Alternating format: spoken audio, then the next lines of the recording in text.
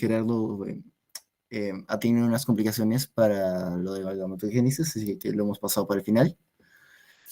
Vamos a empezar con este banqueo en el cual vamos a hablar de este ciclo, el cual es el que regula básicamente el proceso de maduración de los folículos y de los cambios que va a tener el endometrio.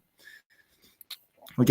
Y justo en esta lámina vemos una fase en la que está el endometrio. ¿Alguien me puede decir cuál es?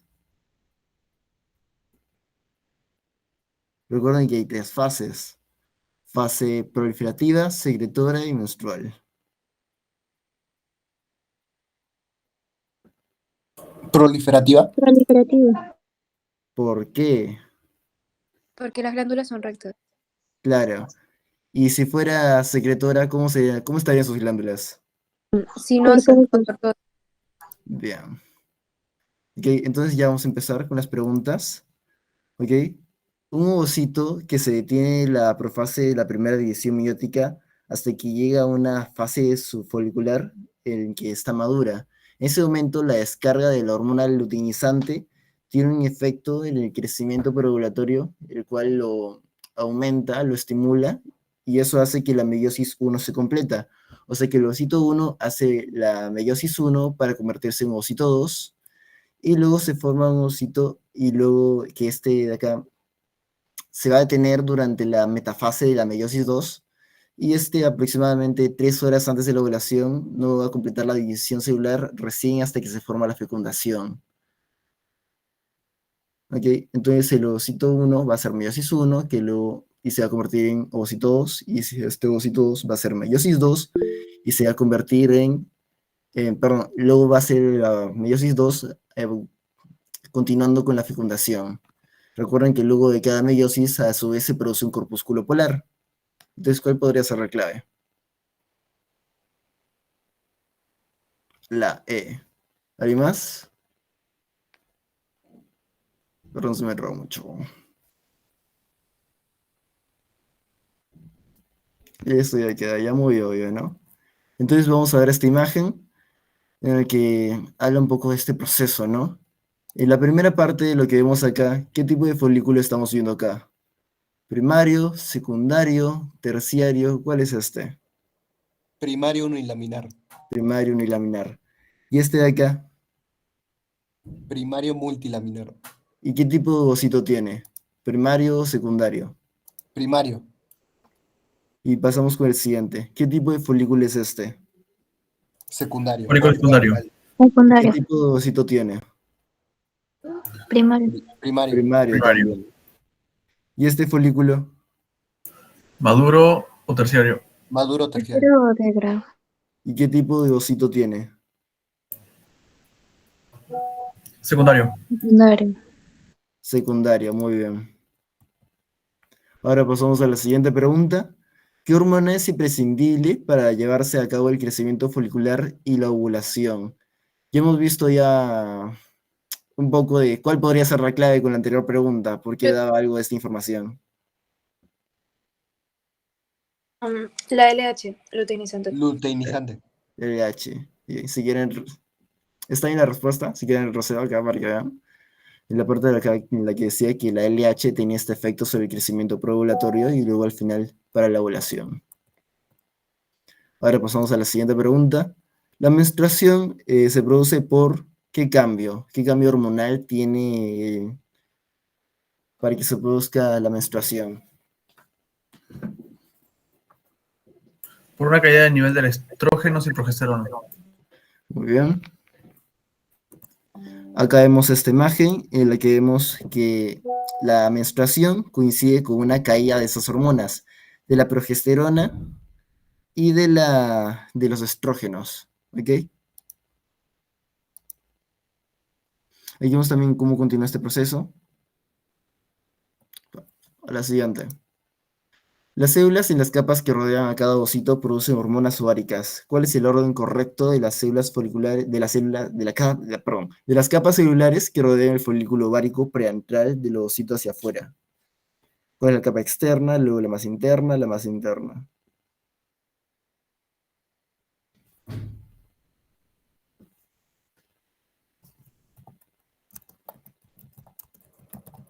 La A.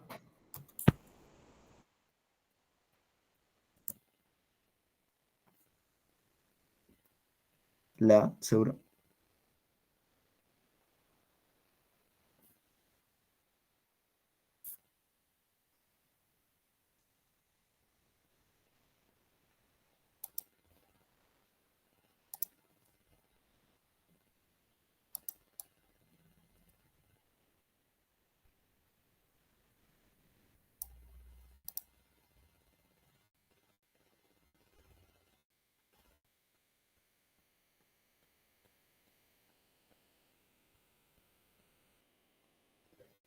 Chicos, claves.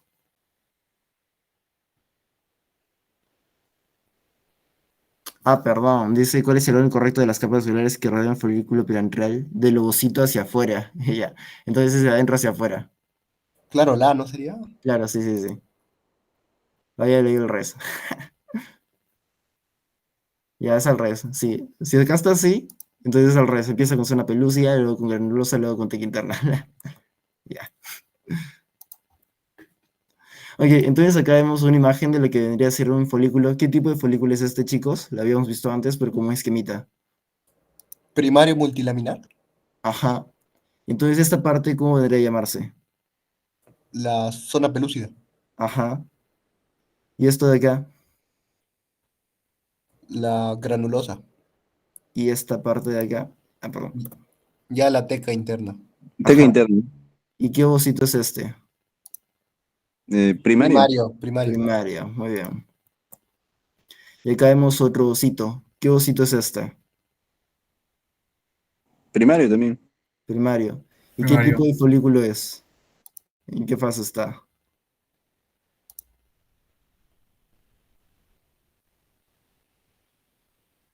Unilaminar. ¿Cómo? Unilaminar. Primordial. Primordial, muy Primordial por bien. las células planas. Claro. Chicos, ¿cómo Ah, diferencia un folículo primordial de un folículo primario unilaminar? El primordial tiene células planas y el primario ya tiene cúbico. Así es. Y ahora para complementar lo que mencioné al inicio sobre el endometrio proliferativo, este de acá es un endometrio que me habían dicho, ¿qué tipo sería? Secretor. Secretor. Secretor. Endometrio secretor. ¿Y por qué? Por las glándulas No, sinuosas. no se Glándulas de forma de serrucho. Muy bien, chicos. Ok, entonces con eso terminamos. Muchas gracias. ¿Alguien tiene alguna duda? ¿Alguna pregunta?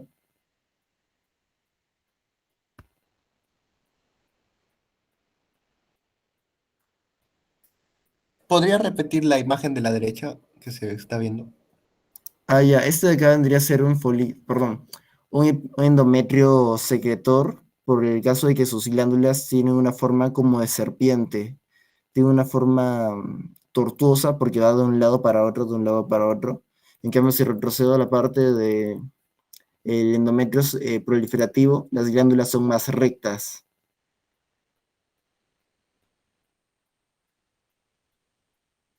Si lo paso, seguramente es la diferencia entre estas glándulas que están acá y las glándulas que están al final de todo. Acá.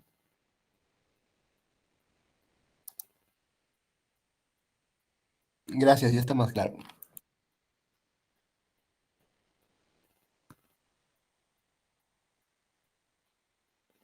Ya, por eso Salcedo.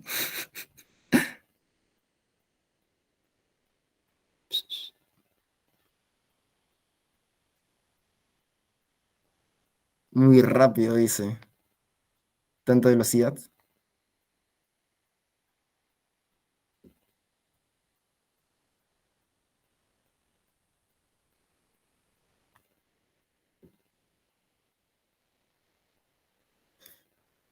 Y a ver, ¿cómo podemos continuar esto? Porque para hacer horas hasta aquí en Salcedo. Um, a ver. Ah, aquí estoy. Dame un toque, Jesús, estoy preparando la Ay, PPT para la presentación. Voy Ya, a poner chicos. un adelanto de folículo terciario. No, normal, pues, expláyate, no hay problema. Ay. O sea, folículo terciario es más que todo gametogénesis, pero ya pues, como que sé que.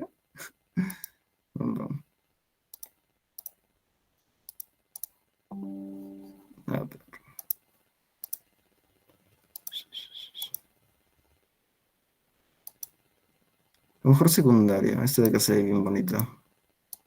Pam.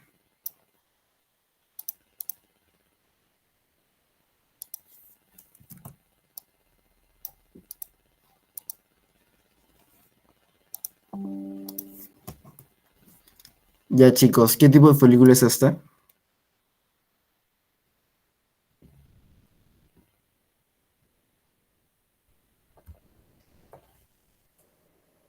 Secundario, muy bien. ¿Cómo definen que uno es secundario y otro que es primario?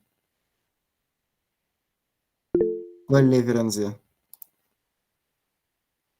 Claro, la presencia de un antro, ese espacio que vemos acá. ¿Qué folículo será este entonces? Si es folículo secundario, ¿es un ovocito primario o secundario? Primario. Primario. Primario, sigue siendo primario, ¿ok? Esta parte de acá, habíamos dicho que era la zona pelúcida.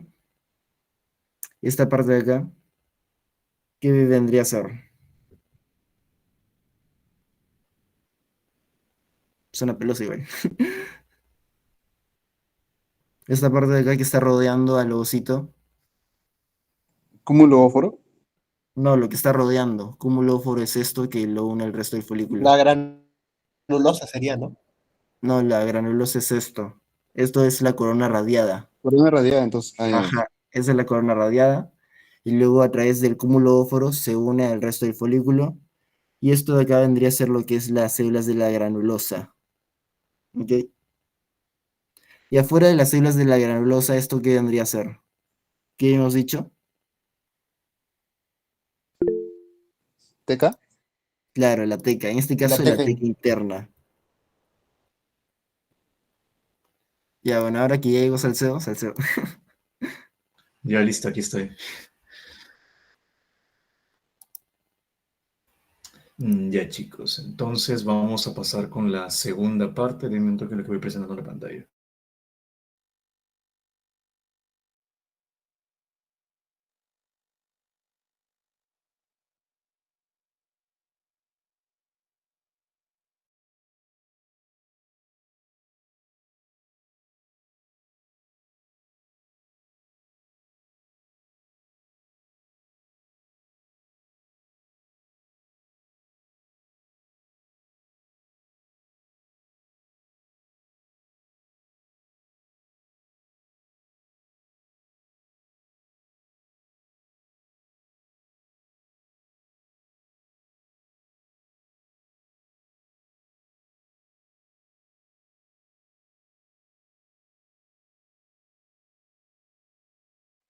Listo. ¿Se me escucha bien de casualidad? ¿Alguien me confirma? Si se me escucha, se me oye, se me siente. Ya, perfecto. He visto un like por ahí. Ok, ya. Bueno, chicos, vamos a iniciar con la segunda parte, que es correspondiente a un tema bastante interesante, algo que se pregunta mucho en el examen, específicamente de segunda unidad, que es fecundación. Así que acá sí, por favor, ojo, pestaña y ceja. Nada más comentarles una pequeña anécdota con respecto a este tema. Yo desde verano tenía, mejor dicho, unas diapositivas sobre esto. O sea, es una mega revisión al respecto, ¿no? Con tanto cariño para ustedes, pero mi laptop murió y esa presentación lastimosamente no lo guardé en la nube, no tenía ningún backup. Entonces todo eso se perdió. Pero había un good ending, o sea, lo pasé a una persona X en PDF, así que como que pude más o menos recuperarlo, así que no se van a perder un poco de la organización más o menos para que puedan entender finalmente fecundación, porque yo soy muy consciente que hablar de este tema puede ser bastante confuso al inicio. Así que vamos a ir con la primera pregunta correspondiente a este tema. Número 1. De las barreras para la supervivencia y el transporte de los espermatozoides en el aparato reproductor femenino, el pH bajo tiene más relevancia ¿en qué? ¿En qué zona del tracto reproductor femenino tiene relevancia que haya un pH bajo? Y luego vamos a ir descubriendo por qué. Ya. A ver, ¿qué dicen los demás? A ver, ¿ahorita cuántos somos? Somos 56. Pucha, acá tiene que haber bastantes respuestas. Ustedes saben que si no veo movimiento, no me motivo y ando triste. A ver qué dicen los demás. Disculpen, ¿qué dicen? A ver, vamos a ver por aquí. Listo. Perfecto, exacto. Vendría a ser la letra C, la vagina. Recordemos de que justamente el pH tiene un rol importantísimo en lo que respecta a la fecundación. pregunta de examen de, no sé, bastantes años atrás. Recordemos que la vagina, en este caso la vagina va a tener un pH correspondiente entre los valores de 3.5 a 4.5, es decir, tiene un entorno bastante ácido. En cambio, cuando veamos la parte de lo que es el líquido seminal, el famoso semen, vamos a ver que tiene un pH de 7.2 a un pH de 8. Obviamente hay un, digamos, bastante contraste en ellos, porque tenemos un medio muy ácido y tenemos un medio muy básico. Y esto tiene una razón, y es de que cuando se vaya a dar la inseminación, que vendría a definirse como el contacto del semen con la vagina, este pH básico va a empezar a reducir el pH, o en todo caso, a reducir la concentración de iones hidrógeno a nivel de la vagina, generando un ambiente mucho más básico, lo cual va a ser favorable para el paso de los espermatozoides. Es como si fuese una especie de amortiguación. Le va a dar un tiempo suficiente para que el espermatozoide pueda llegar finalmente al interior, justamente lo que respecta a cuello y cavidad uterina para poder desplazarse y todo ello. Comentarios que vamos a dar también más adelante. Otro punto importante, recordemos que este entorno ácido que encontramos en la vagina es justamente por la oxidación o las reacciones metabólicas que están produciendo los lactobacilos, principalmente en esa zona. Así que eso también tenganlo bastante en precisión. Vamos con la pregunta número 2. Lea detenidamente los siguientes enunciados y marque la alternativa incorrecta. Vamos a leerlos todos juntos. La filancia del moco cervical hace referencia al estado favorecedor de la penetración y supervivencia de los espermatozoides para la fertilización. Esto es verdadero. Recuerden que cada vez que nosotros hablemos de filancia del moco, nos estamos refiriendo a un aumento del agua, justamente a nivel de este moco cervical, ¿no? Entonces, esto lo que va a hacer es permitir de que puedan pasar los espermatozoides, digamos, morfológicamente normales, ya que cuando veamos la parte de teratosospermia y todo ello, en todo caso las alteraciones de los espermatozoides, nos vamos a dar cuenta de que justamente el moco cervical vendría a ser como que una primera barrera frente a ello, ¿no? Punto número 2. En la capacitación espermática no se producen cambios morfológicos, solo un aumento en la actividad de los mismos. A ver qué dicen, ¿verdadero o falso? Vamos a hacer esa dinámica. Letra B, ¿es verdadero o falso? ¿Qué dicen? Para hacerlo más interesante, ¿no? Y no que no sea mucho texto. Me dicen falso. ¿Por qué? Falso. A ver qué dicen. ¿Es verdadero o falso? Que tranquilamente pueden preguntar ese examen, ¿no? Ojo con eso. Acá las definiciones con el doctor Paz, sí, él es bastante taxativo con ello. A ver. Los demás, escucha, estaban rankeando con ciclo ovárico uterino y ahora en fecundación, que es el tema que más preguntan, chicos. Por eso yo particularmente elegí este tema, porque dije, acá es donde la mayoría cae. A ver, ¿qué más dice? Verdadero, claro, recuerden, este enunciado es completamente verdadero. La capacitación espermática, solo hay cambios morfológicos que justamente van a permitir una mejor exposición de lo que va a ser el, digamos, el acrosoma y todo ello, ¿no? En todo caso, son cambios que van a permitir, o en todo caso, favorecer la motilidad espermática, para hablar con propiedad. ¿Por qué? No confundir un poco con lo que es maduración epididimaria. En la maduración epididimaria hay cambios biofísicos y cambios bioquímicos. Tengan en cuenta eso entonces. Cuando habla de capacitación espermática, solo van a ser aumento de la actividad de los espermatozoides. No hay cambios morfológicos. Pero cuando yo hable de maduración epididimaria, hay cambios biofísicos y hay cambios bioquímicos. Letra C. La exposición de la corona radiada a las hialuronidasas produce menor cohesión de las células foliculares. ¿Esto es verdadero o falso? ¿Qué dicen? Verdadero, ¿no? Claro. Recuerden que justamente en la cabeza acrosómica, o en el acrosoma, mejor dicho, ¿no? Vamos a encontrar bastantes enzimas, entre ellas las principales, las hialuronidasas. Esas hialuronidasas son las que mantienen unidas a las células foliculares de la corona radiada. Conforme se vayan digiriendo, se vayan degradando estas uniones, va a permitir de que los espermatozoides puedan pasar la corona radiada y poder penetrar en la zona pelúcida. Letra D. Solo el espermatozoide que ha sufrido la reacción acrosómica y la capacitación puede interactuar con el receptor ZP3. ¿Verdadero o falso? ¿Qué marcarían ustedes?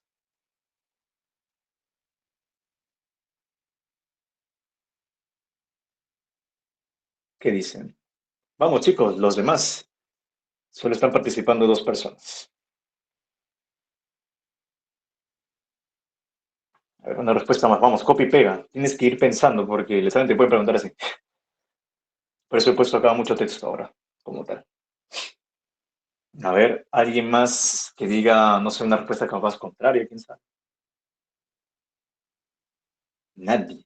Bueno, esta respuesta o este enunciado es verdadero, chicos. La única forma en la cual un espermatozoide puede interactuar con el receptor de la zona pelúcida 3 es que primero haya tenido su capacitación espermática y posteriormente haya hecho su reacción acrosómica. Eso sí, por favor, en bastante consideración. Acá sí, el solo no es un confusor. Esto sí, sí se cumple. Entonces, nuestra clave incorrecta vendría a ser la letra E, ya que no es la singamia la que marca el fin de la fertilización. El que marca el fin vendría a ser la siguiente, la anfimixis, no se olviden de eso. La anfimixis es justamente cuando ya tenemos, en este caso, a la célula diploide, que justamente va a tener sus cromosomas condensados y que va a encontrarse en una situación del ecuador, ¿no? O sea, va a estar en su metafase mitótica y posteriormente eso lo que va a hacer es llevar a la formación posiblemente del cigoto, el blastocito, etcétera, la mórula y el blastocito, etcétera, etcétera. Esto es lo que les quería mostrar. Lastimosamente es una imagen del PDF que solo pude recuperar, pero bueno, ya, imaginen que tiene animaciones. ¿Qué quiero decir con esto? Recuerden, preparación de los gametos, vamos a hablar de maduración epididimaria, eso ya lo van a ver un poquito más con Gerardo al final. Entonces, recordemos que en la maduración epididimaria van a ser cambios fisiológicos, biofísicos y bioquímicos. ¿Qué van a ayudar esto? Va a ayudar a brindar motilidad y capacidad de fertilización. ¿Qué cambios vamos a encontrar justamente a nivel del espermatozoide? Una disminución del pH y aumento del lactato. Recuerden, en el compartimento luminal del epidídimo hay un pH bajo y eso se debe porque hay una gran concentración de iones hidrógeno. Recordemos siempre que es un epitelio certificado cilíndrico con estereocilos. Ahora, si es un pH bajo, pues vamos a encontrar por ende como que mayor cantidad de ácidos, en este caso lactato o ácido láctico. De la misma forma vamos a encontrar una gran cantidad de iones potasio y una menor cantidad de iones sodio y bicarbonato. ¿Por qué esto es importante? Porque justamente la motilidad espermática está determinada o favorecida principalmente por el ion bicarbonato. Ojo con ello. Toda esta condición de un pH disminuido, una menor cantidad de bicarbonato, determina justamente de que en la maduración epididimaria, en el epidídimo, los espermatozoides estén inmóviles, están en un estado quiescente previo a lo que es la eyaculación. Ahora, van a haber ciertos canales que van a tener como que una suerte de relevancia, ¿no? En lo que vendría a ser este intercambio iónico. Por ejemplo, los canales SFTR. Yo una vez ya les dije en su momento que los SFTR son importantes por una enfermedad en particular, la fibrosis quística, porque hay una alteración tanto a nivel pulmonar, a nivel de glándulas y también a nivel de lo que vendría a ser la fertilidad de la persona, en este caso de los varones. Bueno, estos son unos detalles nomás ahí a comentar. Lo otro que quiero decirles es que justamente la motilidad espermática se manifiesta en la eyaculación, justamente con la mezcla de la fructosa procedente de las vesículas seminales, que ya lo van a ver, como les digo, con Gerardo. Otros detalles a considerar que justamente hemos visto en las preguntas anteriores, el mucus cervical. El mucus cervical que hemos hablado de que es filante y todo ello durante lo que es la parte de la ovulación, ¿no? Previo a lo que es la fecundación y todo ello, va a tener dos tipos, un mucus E y un mucus G. El mucus E, justamente E de qué cosa, contenido estrógeno, y G de qué cosa, contenido progesterona, para que te puedas guiar más o menos de eso. Si es E, alto contenido de agua, filancia, favorece penetración y supervivencia. Si es mucus G, menor contenido de agua, altamente viscoso, resistente a la penetración. ¿Qué quiere decir ello? De que al inicio vas a tener un moco filante, pero cuando posteriormente ya ha habido la fecundación y esté dividiendo, ese moco filante va a tornarse viscoso, porque va a haber un aumento en la progesterona, recordemos ello. Pregunta número 3. La polispermia tras la fecundación se previene por, a ver, ¿cuál de estos factores ayuda a prevenir la polispermia? ¿Qué dicen? ¿Qué dicen? ¿Qué dicen? ¿Qué dicen? Preguntas acá del MIR para los que les gusta planchar. A ver. Claro, dedito, ¿no? La reacción cortical y la reacción de zona. Ahora, son cosas distintas, ojo, a mí me pareció ver que en las diapos, como que lo pongo, no sé si en sus diapos, pero hay algunos libros que lo ponen como sinónimos. Y en realidad no es tanto eso, ya vamos a ver posiblemente cuál es la diferencia entre cada uno. Pregunta número 4. Marque lo incorrecto en relación con la fecundación. A ver, vamos a ir desglosando una por una, ¿les parece? A ver, enunciado A. La zona pelúcida impide la fecundación entre distintas especies de animales. ¿Verdadero o falso? ¿Qué dicen? Vamos a ir viendo una por una. Es verdadero, claro, este es verdadero, de hecho. Vamos a ir con la letra B. El ovocito termina la meiosis 1 una vez que es fecundado. Pucha, creo, está cantado esto, ¿no? ¿Verdadero qué? ¿Están seguros? A ver, el enunciado B, ¿es verdadero o es falsa? Es una oración falsa, ¿no? Falsa como ella. Claro, claro, exacto. Recuerden, ¿por qué es falso? O sea, ¿por qué uno tiene que leer bien el enunciado? Porque dice meiosis 1. Recordemos que en la fecundación lo que sucede es que va a haber una finalización de la meiosis 2. Ahora, vamos a ir con las siguientes, ¿no? El bloqueo lento de la poliespermia es llevado a cabo por sustancias exocitadas desde los gránulos corticales. Esto es verdadero y vamos a ver posteriormente en la siguiente diapo por qué es así. Y por último, la ZP3 inicia la reacción acrosómica del espermatozoide, también es verdadero. Entonces, acá la clave, el enunciado incorrecto vendría a ser la letra B. Lean por favor muy bien ellos, recuerden, fecundación, cuáles son las consecuencias o en todo caso, no las consecuencias, sino ya la última etapa cuando ya se unen tanto los gametos masculinos como femeninos, va a haber una terminación de la meiosis 2 del ovocito. Pregunta número 5. Marque la opción correcta sobre la reacción acrosómica. Vamos a ir, vamos a ver. Vamos a ir de abajo hacia arriba. Provoca la pérdida de la zona pelúcida. ¿Será verdadero o será falso?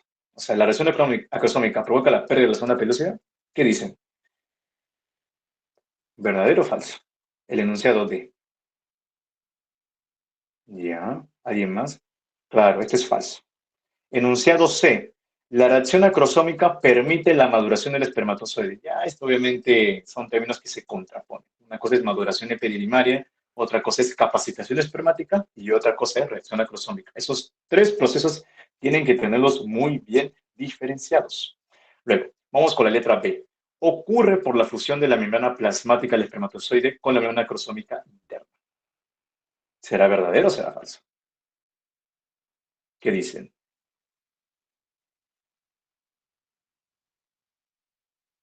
Ajá, acá veo opiniones divididas. Falso o verdadero, chicos, la letra B. ¿Qué piensan?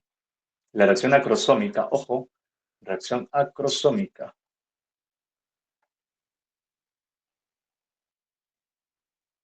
Claro, este enunciado también es falso. Entonces, más o menos un distractor nomás. La verdadera respuesta es la letra A. Esto es correcto. Recordemos que la reacción acrosómica ya se da, obviamente, en proximidad con el ovocito, justamente ya cuando logra pasar la corona radiada, en contacto con lo que vendría a ser la proteína de la zona pelúcida 3. Este vendría a ser el famoso inductor primario. ¿Inductor primario de qué? De la reacción acrosómica. Recordemos bastante eso, ¿no? Ahora sí, vayamos con esta imagen. En tus diapositivas, la fertilización está dividida de dos formas. O mejor dicho, hay fases y hay etapas. Así que más o menos solo lo estoy viendo desde el punto de vista de fases, que son tres principalmente. Ya las etapas son alrededor de 6, 7, si no me equivoco. Bueno, la fase número 1 corresponde con la penetración de la corona radiada. Recordemos que justamente en el acrosoma van a ver estas enzimas, las famosas hialuronidasas, que van a empezar a degradar estas uniones que hay entre las células foliculares, ¿no? Que están formando, ¿qué cosa? La corona radiada, también llamado cúmulo ovífero. Ojo, es lo mismo. Ahora, recordemos que esta velocidad de reacción va a depender de la energía cinética, por eso es importante que tengamos espermatozoides bastante móviles. Justamente es eso por lo cual se produce la capacitación espermática. La capacitación espermática, entre varios de sus efectos, es la hiperactivación. Va a haber un movimiento flagelar de tipo latigazo, como se menciona. Ese movimiento de latigazo, ese aumento de energía cinética, es lo que permite que finalmente pueda penetrar la corona radiada y llegar a la zona pelúcida. Ahora que hay una relación directamente proporcional. Si hay una menor cantidad de hialuronato, ojo, hialuronato, o sea, en este caso el glucosaminoglucano, hay una menor cohesión de las células foliculares. Se van a empezar a separar y eso va a permitir el pasaje mucho más en facilidad. Luego, tenemos la fase número 2, o la segunda fase, la adhesión y penetración de la zona pelúcida. Este gráfico me encanta. ¿Por qué? Porque vamos a analizar un poco lo que es la cabeza del espermatozoide. Recordemos esto, mira, tenemos un núcleo, una membrana acrosomal interna, el acrosoma, una membrana acrosomal externa y la membrana plasmática. Son elementos distintos que, bueno, si no los has logrado identificar, ahora es el momento para que lo hagas. Entonces, durante la reacción acrosómica, que inicia cuando hay el contacto del espermatozoide con la zona pelúcida, vamos a ver que va a haber una reconformación de esta membrana de por sí. ¿Cuál es el desencadenante? Una aldosa, el sulfato de fucosa, como mencionaba ahí. ¿Y cuál es el inductor que te mencionó? El inductor primario vendría a ser la ZP3, pero pueden haber otros, progesterona, albúmina, hialuronato y el mismo líquido folicular que forman las células de Kalexner, ¿no? Que se encuentran ahí en el bosque, que ves ya desde el folículo secundario. Bueno, es una reacción exocítica dependiente de iones calcio. A partir de ahora te vas a dar cuenta que el calcio juega un rol fundamental en lo que respecta a la fecundación, porque vamos a ver incluso más adelante las famosas ondas de calcio, primera onda y segunda onda. ¿Cuáles son las enzimas que no tienes que olvidarte que se encuentran dentro del acrosoma del verdecito? La acrosina es de la más importante para la penetración de la zona pelúcida, junto a la propulsión mecánica. Otras pueden ser la proacrosina, hialuronidasas, la fosfolipasa C, que luego vamos a comentar un poco más de esta, y las demás que puedes ir leyendo posteriormente. Bueno, volvamos de nuevo con lo que es el gráfico. ¿Qué quiero ejemplificarte con este pequeño esquemita? Quiero que observes cómo está cambiando la cabeza del espermatozoide. Vamos a ver que a partir del acrosoma van a empezar a salir como que una suerte de vesículas, ¿no? Como tal, procedentes del mismo acrosoma. Es que se va a empezar a fusionar lo que es la membrana acrosomal externa con la membrana plasmática, para que quede finalmente de esta forma, segmentos ecuatoriales y la membrana acrosomal interna, porque justamente en la reacción acrosómica todo el contenido verdecito se ha liberado y solo tenemos una membrana acrosomal interna y el núcleo de por sí, que es posteriormente lo que se va a unir cuando ya llegue justamente al espacio perivitelino y se fusione finalmente con la membrana del ovocito, también llamado el oolema. Recuerden, es un ovocito en metafase 2, ahí te lo estoy dejando bien grande. Y dentro de su membrana que encontramos los gránulos corticales. Y ojo, también el primer cuerpo polar. No olvides esto, porque cuando finaliza la fecundación, entre sus consecuencias vamos a encontrar la formación o expulsión del segundo cuerpo polar. Bueno, vamos a seguir con las demás preguntitas. Pregunta número 6. ¿Cuál es la función de las enzimas que se encuentran en los gránulos corticales? A ver, te leo. ¿Cuál es la función que cumple? ¿Qué marcarías acá? De los gránulos corticales que hemos comentado hace un ratito más. A ver, te leo.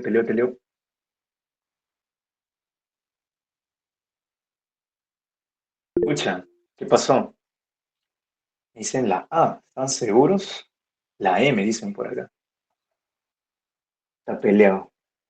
Te puedo dar fe que la C no es. Con eso te ayudo.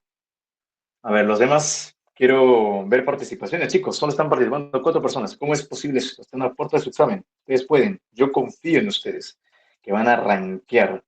Embryo es bonito cuando te lo explican bien. De eso estoy seguro. Además, creo que han tenido repaso con el doctor Paz, así que, pucha, ya. ¿Qué más necesitan? ¿Qué más necesitan? A ver, me dicen, hay una gran tendencia a la letra A. A ver, vamos a ir analizando. Bueno, ¿romper los enlaces de ácido hialurónico entre células de la columna radiada? No. Esto hace la hialuronidasas procedentes del acrosoma. ¿Activar a la procracina? No. ¿Liberación de galactosa transferasa para penetración en zona pelúcida? Tampoco. Entonces, nuestra disquisición, la dicotomía va a venir a partir de qué cosa? La clave A y la clave B, que justamente es lo mismo, solo que uno habla de bloqueo rápido y otro habla de bloqueo lento. Entonces, ahora vamos a ver qué es mecanismos rápidos y mecanismos lentos para lo que es la polispermia. Bueno, en este caso, ya creo que está en la siguiente diapositiva, la posterior, te comento. Va a haber un mecanismo rápido que se corresponde con un proceso de despolarización. Mecanismo rápido que tiene que ver con despolarización. Eso es algo que se da en minutos, aproximadamente en los primeros 40 minutos, bueno, en los primeros más o menos 2, 3 minutos, hasta 40 minutos se menciona que se da el mecanismo mecanismo rápido, ¿no? Ahora, luego vamos a tener un mecanismo lento. El mecanismo lento ya tiene que ver con un poco más la parte celular. Entonces, en la parte celular que hemos encontrado en el ovocito, hemos encontrado lo que son los gránulos corticales. Y es justamente la clave. El mecanismo lento para impedir la polispermia vendría a ser el bloqueo o mecanismo lento. El mecanismo rápido tiene que ver con una acción de despolarización, más que todo. No tiene que ver con los gránulos de por sí. Vamos con la pregunta número 7 de mi autoría. ¿Correlaciona correctamente ambas columnas? A ver, Te voy a dar unos minutitos para que lo hagas y ya si estás sufriendo mucho ya te ayudo. A ver, te leo. Estas preguntas no son de plancha, por si acaso. Así que van a tener que pensar.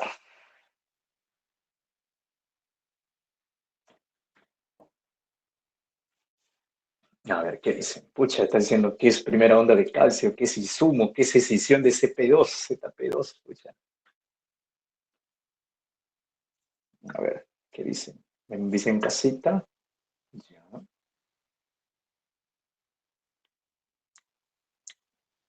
¿Alguien más que ha terminado de hacer esto? Para que tengamos una biodiversidad de claves. Vamos, chicos, anímense. En todo caso, marquen lo que ustedes crean más correcto en todo caso. Me dicen casa. ¿Por qué casa? ¿Y por qué no otra? No sé, ¿no? Pero bueno, vamos a ir haciendo la disquisición, no se preocupen. No se preocupen.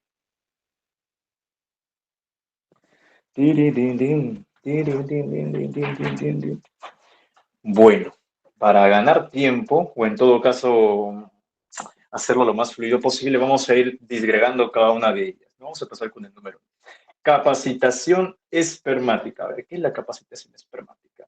¿Completa segunda división meiótica? No. La capacitación espermática es una reacción exocítica que se produce por contacto con la ZP2. No, tampoco. Luego, ¿impide la polispermia? No. Se producen del útero trompas uterinas E. coli. Esto sí es, número 1. ¿Ok?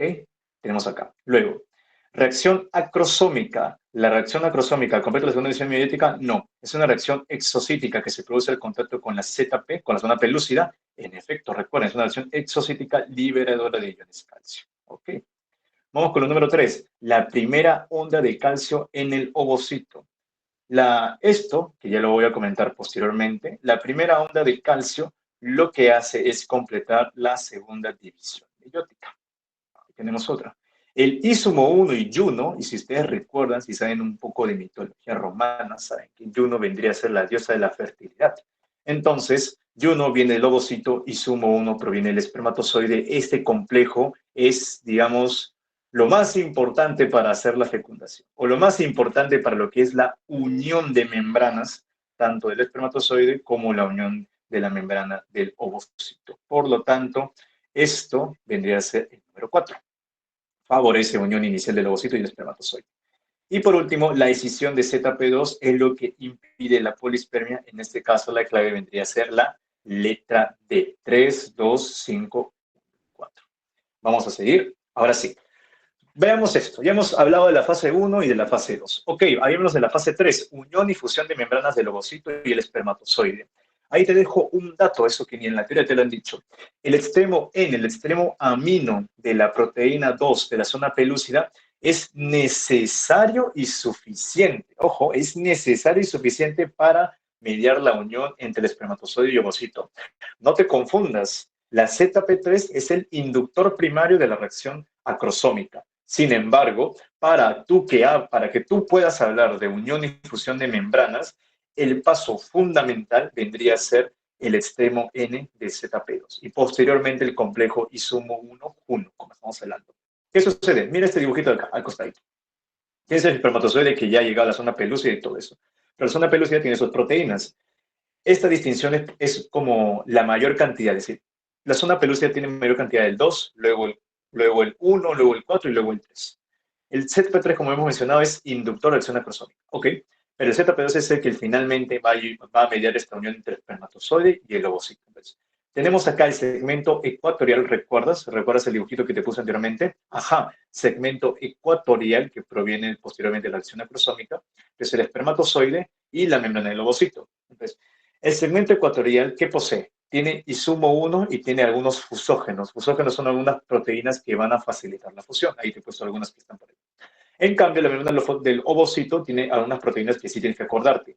Primero el Juno, el CD9 y también la integrina alfa 6 beta 1. Con esos tres es suficiente. Entonces, esta interacción que va a haber entre las proteínas es lo que finalmente va a mediar la unión. Por eso menciono de que hay Izumo 1 con Juno 1 vendría a ser un complejo que va a dar esta unión inicial del espermatozoide y el ovocito, en donde a nivel del espacio perivitelino, porque, ojo, es muy distinto hablar de unión y hablar de fusión. Son cosas muy distintas. Una cosa es que se peguen las membranas, se van a unir las membranas del espermatocito y del ovocito, y otra cosa es que se fusionen de por sí. Una fusión ya tiene que ver con justamente los procesos tanto de singamia como de anfimixis, o sea, la fusión de los pronúcleos finalmente, ¿no? Este complejo de insumo 1-Juno va a llevar una acumulación de CD9 en el oolema y esto va a llevar a una protrusión del oolema hacia la membrana espermatozoide, es decir, la fusión, en este caso la unión, mejor dicho, disculpen, de las membranas de por sí. Es lo que permite finalmente una adhesión entre ambas y ahí se puede ver un poco más en el dibujito. Ahora, vamos con la segunda parte. Vamos a hablar de cómo, a la par de que ya está viendo este reconocimiento, esta formación del complejo ISUMO 1-Juno, también se va a dar el bloqueo de la polispermia, para que de esta forma no vayan a llegar más espermatozoides a poder fecundar el mismo ovocito, en todo caso. ¿Qué sucede? Van a haber 3 momentos. Primero, hay una penetración de la zona pelúcida. Luego va a haber un bloqueo de membrana. Y finalmente va a haber un bloqueo de la zona pelúcida. En el bloqueo de la membrana van a haber 2 procesos interesantes. Primero, una degranulación o en todo caso exocitosis de los gránulos corticales. Estos gránulos corticales van a liberar zinc. El zinc literalmente atonta a los espermatozoides para que ya no puedan, digamos, seguir fecundando, moviéndose. Y las vesículas también poseen el Juno. En Juno, cuando ya se une al ISUMO 1, es como si fuese un complejo único, ya que posteriormente, cuando ya hay este primer contacto, el Juno va a tener una función de inhibir o en todo caso evitar que otros espermatozoides que ya han hecho su reacción acrosómica puedan fecundar. Es decir, es un paso importante para la polispermia. Ahora sí, hablemos de mecanismos rápidos y mecanismos lentos. Reacción cortical, reacción de zona. La reacción cortical, mecanismo rápido, es una despolarización transitoria que va a inactivar receptores de espermatozoides. Te comenté que hay 2 momentos. A los pocos minutos, una gran liberación de zinc. El zinc bloquea, ¿qué cosa? A los espermatozoides hiperactivos procedentes tanto de la reacción acrosómica y principalmente lo que vendría a ser la capacitación espermática. Luego, a los 40 minutos más o menos ya hay un bloqueo de membrana. Paso número 2. Este bloqueo de membrana se da justamente por la liberación de Juno al espacio perivitelino, lo cual va a bloquear espermatozoides supernumerarios, es decir, los espermatozoides que han logrado cruzar de por sí la zona pelúcida, pero que no se han llegado a unir con la membrana del ovocito. Ojo, quiero que estas 3 cosas queden bastante claras. Una cosa es zona pelúcida, una cosa es espacio perivitelino y otra cosa es membrana del ovocito. Ojo. Luego, después del mecanismo rápido hay un mecanismo lento o reacción de zona. Esta reacción de zona va a consistir en una entrada de calcio al ovocito. Esta entrada de calcio, como te dije, es una reacción exocítica de calcio, se libera como tal, va a liberar, en este caso, los gránulos corticales y su contenido al espacio perivitelino, que justamente se condice más o menos con esto, ¿no? Que estábamos hablando del bloqueo de espermatozoides supernumerarios por Juno. Ahora, a las 4 horas hay el famoso bloqueo de zona o bloqueo de zona pelúcida finalmente. Hay una proteína llamada la ovastacina que va a producir la escisión proteolítica del extremo N de ZP2. ¿Y por qué esto es importante? Porque, ¿qué te dije anteriormente? Yo te dije que el extremo N ZP2 es necesario y suficiente para mediar la unión del espermatozoide y el ovocito. Entonces, como tú estás evitando la poliespermia que lleguen varios espermatozoides, los bloqueas tanto con zinc, los bloqueas en el espacio perivitelino y también rompes lo que vendría a ser su puerta de entrada, que vendría a ser el ZP2. ¿Y quién se encarga de romper esa puerta de entrada? La ovastacina. Y acá puedes ver un poco el proceso, ¿no? Conforme ya llega el primer espermatozoide, cuando tú ya has llegado, ¿qué sucede? Va a haber en todo caso, se va a activar la fosfolipasa C, por eso te dije que es importante esta enzima que acrosomal. La fosfolipasa C va a activar una vía de fosfoinositol, fosfoinositol 2, luego tienes acá el diacilglicerol, el fosfoinositol P3, y finalmente esto llega a sus receptores en el retículo a nivel del núcleo, retículo endoplasmático rugoso también, para que haya una liberación, o mejor dicho, una activación de canales de calcio, aumente el calcio intracelular, se liberan los gránulos corticales y ¡pum! Sale todo lo que también a continuación. Liberación de zinc, liberación de Juno y escisión de la ZP2 por la ovastacina. Entonces, espero que eso haya quedado un poco más claro. Diferencia entre reacción cortical y reacción de zona. Mecanismo rápido, mecanismo lento. Pregunta número 8. ¿Cuál o cuáles de las siguientes alternativas se corresponden con las consecuencias de la fertilización? A ver, ¿qué marcarías ahí? ¿Cuál es la clavecina?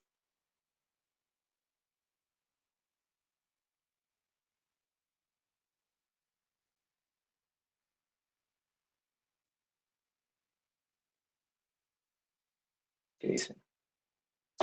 Dicen dedito, ya. Otro dice en casa, ok. Otro dice enano. A ver, vamos chicos, sigan claveteando, sigan claveteando. Imaginen que tu examen te viene así. ¿Te imaginas? Esperemos que no. O sea, yo creo que Paz lo pone más sencillito. Yo sí lo he tratado de complejizar para que quede más fijado los conceptos. A ver, vamos chicos, claveteen. Si no veo 20 respuestas, no avanzo. Me quedo acá sin hora. O avanzando mi caso clínico para mañana.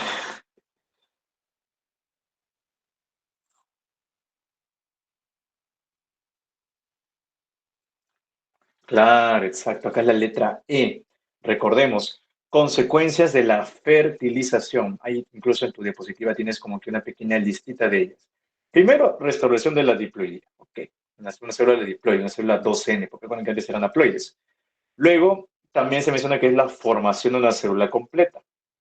¿Qué más tenemos? ¿Establecimiento de sexo fenotípico? No. Lo que se establece es el sexo cromosómico.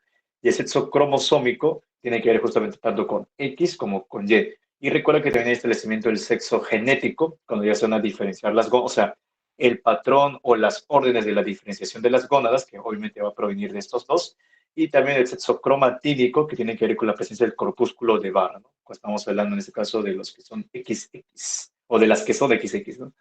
Por lo tanto, expulsión del segundo cuerpo polar también, ya que cuando finaliza la meiosis 2 del ovocito, se expulsa el segundo cuerpo polar. Y selección del sexo cromosómico también. Entonces, la clave acá es 1, 3 y 4. Número 9. Selecciona la secuencia de eventos correcta. A ver, ¿cuáles los eventos que están en orden correspondientes a la fecundación? ¿Qué marcan? Al ojo sale ya.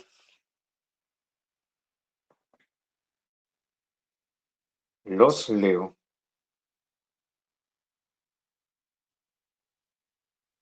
Vamos, muchachones. Ustedes pueden. Me dicen dedito, ok. ¿Alguien más que quiera lanzar su clavecina?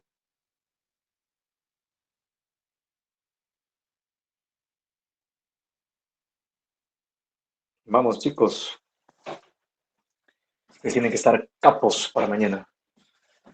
Y no sé si estarán acá algunos de los de la vaquero, no sé. Pero bueno, iba a ir, pero ya tenía compromisos como tal. Es decir, otros repasos. Pi, pi, pi. A ver, vamos, chicos. A ver, vamos a ir analizando. A ver, me dicen la letra E. La E me dicen.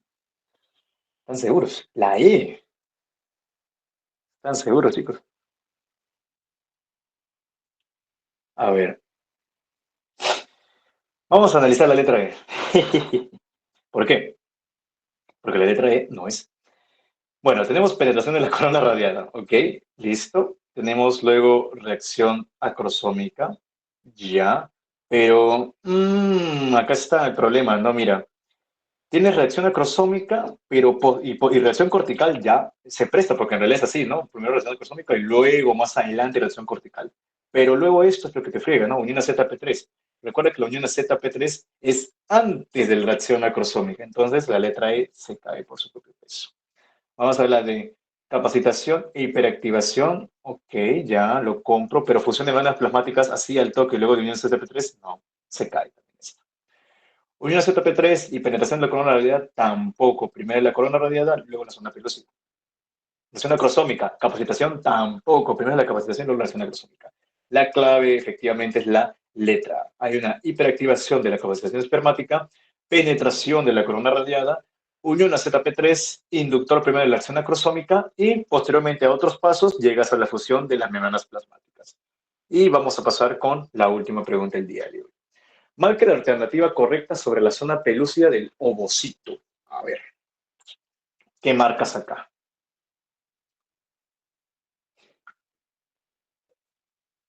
Recuerda, alternativa correcta. Lee bien siempre.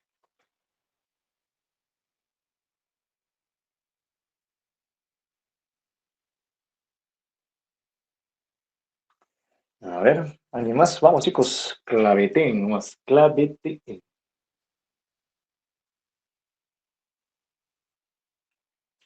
Claro, vamos, sigan. Perfecto, sí, sí. Es la letra C. Recuerda, la zona pelúcida constituye una barrera de especie durante el proceso de fecundación. Ya que, ¿por qué hago énfasis o se hace énfasis en la especie? ¿No? Porque imagina que el doctor Pablo les habrá preguntado en clase, ¿es posible que un espermatozoide de una especie distinta pueda fecundar al de otra? Y la respuesta es que no. Y eso se debe justamente a la conformación proteica que tiene la zona pelúcida. O sea, hay como que cierta especificación que tiene que ser entre humanos, entre perros y perros, entre gatos y gatos. Así, etcétera, etcétera, etcétera. Entonces, eso que quede en bastante consideración. Y con eso, chicos, estaríamos finalizando esta parte. Ojo, esta parte, porque después viene más todavía de lo que es el tema de fecundación. ¿Alguna pregunta, chicos? Hablen ahora o callen para siempre. ¿Eh? Pero igual, los demás temas, tanto primera, segunda y tercera semana, también hagan todas las preguntas pertinentes. Paso a tu hija. Mi hija está al final, chicos. Síganme, por favor. Nada, mentira. Y sigan a Alex, chicos, sigan a Alex. Bueno, chicos, si no hay preguntas, igualmente me las pueden hacer, ya sea por el chat de preguntas ahí, vamos a estar atentos. Pero nada más que a veces uno para ocupado y no puede responder. Pero igual. Voy a ver si le paso yo algún tipo de información extra que les pueda ayudar. Nada, pues chicos, ya los dejo con Víctor, que va a estar dictando la siguiente parte del repasito. Nos vemos y mucha suerte en su examen. El mejor de los éxitos para ustedes.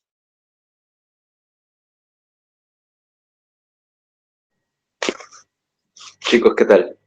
Buenas noches. Ya, vamos a pasar ahora. Yo voy a encargar de hablar sobre la segunda, tercera y cuarta semana de desarrollo. Y bueno, este salto que estamos dando desde... Con Sebastián que ha hecho el tema de fecundación, ¿no? Ya, este salto y nos estamos saltando la primera semana. Me parece que mi compañero después va a abordar este tema, así que no se asusten. Solo que ha habido ahí unos problemitas de horarios que siempre hay.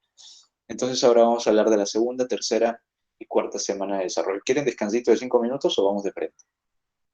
Los leo en el chat. A sumar ese frío. De frente, dice. Suerte con...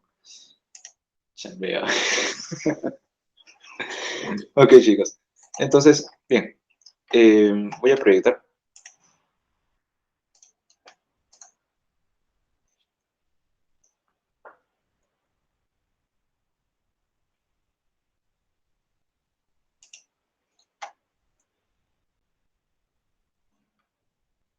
Ya.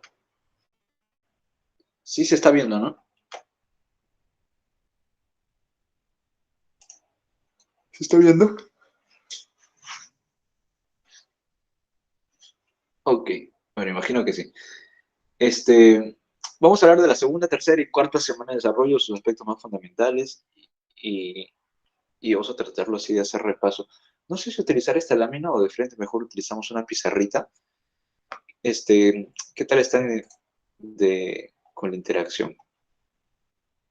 Vamos a usar pizarrita, ¿eh? Vamos a usar pizarrita. Aquí estaba juntando algunas imágenes para hacer el repaso. Entonces, vamos a hablar de la segunda, tercera y cuarta semana. Ya para la tercera y cuarta semana, que es de procesos, utilizamos la diapo, que tiene algunas animaciones para que lo entiendan mejor. Pero básicamente cuando hablamos de segunda semana, ¿se acuerdan ustedes? Imagino que Paz les habrá dicho esto de la regla de los dos. ¿Cierto? ¿Han escuchado eso? ¿La regla de los dos? ¿Por qué la regla de los dos? Para empezar, ¿qué evento importante va a ocurrir aquí, en la segunda semana? Si en la primera semana, ya les adelanto lo que van a hablar, un proceso importante es la segmentación. En la segunda semana, el proceso importante que está ocurriendo, ¿cuál es? Empieza con I. Y como dice Alexia, la implantación. Exacto. Aquí va a terminar la implantación, que probablemente ya al final de la primera semana ya estuvo ahí enganchado, por así decirlo, al endometrio, ¿ok? Al endometrio. Y en la segunda semana concluye todo el proceso de implantación. Incluso a finales de la segunda semana, la implantación, porque, a ver, imagínense, sí, o sea, estamos hablando de un tejido, ¿no? El endometrio, que va a ser invadido por el blastocisto, ¿ok? Entonces, este blastocisto va a entrar, y como va a entrar, va a generar aquí un cierre, ¿no? Que luego tiene ahí un taponcito que se cierra, ¿ok? Y cuando ya incluso entra por completo, ¿ok? Aquí se queda este taponcito por un incremento también del flujo que ocurre aquí, ¿ok? Aumenta el flujo, baja la resistencia de los vasos sanguíneos, de las arterias principalmente. Entonces, esta región suele sangrar, y suele sangrar incluso al final de la segunda semana. Entonces, encaja con qué periodo del periodo menstrual. Si aquí ocurre la fecundación, 2 semanas, ocurre aquí. Aquí ocurre incluso este sangrado, ¿no? De casi al final bueno, ya al final de la implantación, ocurre un sangradito, o puede ocurrir, no siempre, pero puede ocurrir. Y justamente este sangrado muchas veces se confunde ¿con qué? Con la menstruación. Y eso hace también confundir con respecto al cálculo de las edades estacionales, de la fecha probable de parto, etcétera, ¿no? Entonces, bueno, aquí en la segunda semana vamos a ver este proceso de la implantación. Perfecto. ¿Y por qué la regla de los dos? ¿Qué cosa hay? Dos. ¿Dos qué? Por ejemplo, vamos a poner así, dos, porque hay un trofoblasto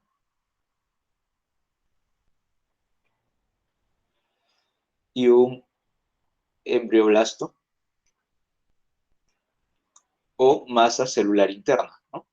Muy bien, ahí hay dos, exacto. ¿Y del trofo qué hay? ¿Hay dos también? Sí, ¿verdad? ¿Qué cosa hay dos?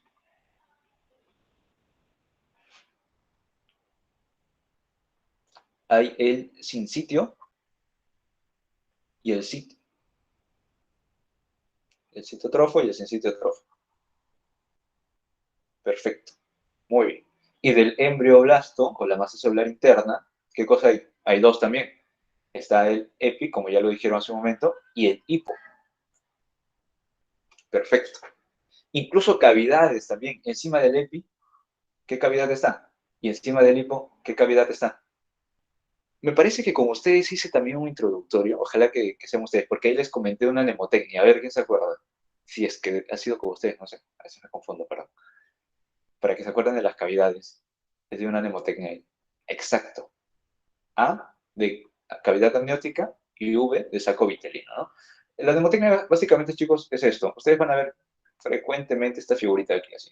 Va una cavidad, un pedículo, ¿ok? Con su disco acá, que tiene una cavidad encima y tiene una cavidad aquí. Incluso me parece que Paz lo llama como que hay una doble esfera unidos por un pedículo, ¿no? Ya. Esta es una cavidad. Esta de aquí es otra cavidad y esta de aquí es otra cavidad. Para que se acuerden, ¿ok? Para que se acuerden, yo les dije que se acuerden de esta mnemotecnia. Vamos a pintarlo aquí este color.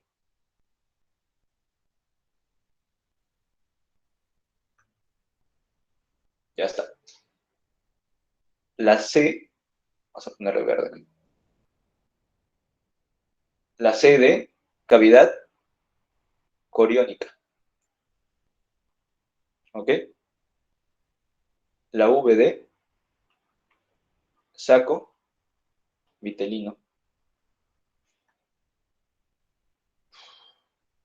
Y la A de cavidad amniótica.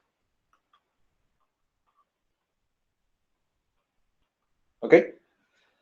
Tómenle ahí su screenshot, con eso se acuerdan de las cavidades, pero aquí principalmente son dos, ¿no? Porque la cavidad coriónica recién se está desarrollando. Entonces, es cierto, hay dos. A, de la cavidad amniótica, y la V. Muy bien, entonces, por eso frecuentemente a la segunda semana, en la segunda semana se habla de la regla de los dos. Entonces, ahí ya tenemos un resumen. Listo, lo borro esto. Me imagino que ya lo has apuntado. Y ahora quiero agarrar las imágenes que he colocado ahí para ir avanzando con eso. ¿Ok? Entonces, en la segunda semana tenemos al disco bilaminar, ¿cierto? El disco bilaminar. Ahora, a ver, si tú te acuerdas, si tú te acuerdas, simplemente en un principio era esto de aquí. Era una masa celular, ¿ok? Una masa celular interna y otra masa celular externa, ¿no? Que va a ser el trofo. Ya. ¿Cómo sabemos nosotros que de esta masa celular interna, perdón, algunas van a formar un piso superior que, bueno, no son tan circulares, son células más altitas, ¿ok? Más altas. Y luego van a formar células más cúbicas hacia inferior o hacia ventral. ¿Cómo se hace esa diferencia? Bueno, hay una teoría, ¿no? Incluso el libro del Carlson creo que lo menciona, y me parece que Paz también lo ha puesto ahí seguro lo ha puesto en su diapo. Hay una teoría que habla de la gata y el nanojo. Entonces, tú sabes, ¿ya? Estos van a ser inductores, o sea, van a ver aquí, en esta masa celular interna, células, ¿ok? Dispersas en azul y otras células dispersas en amarillo.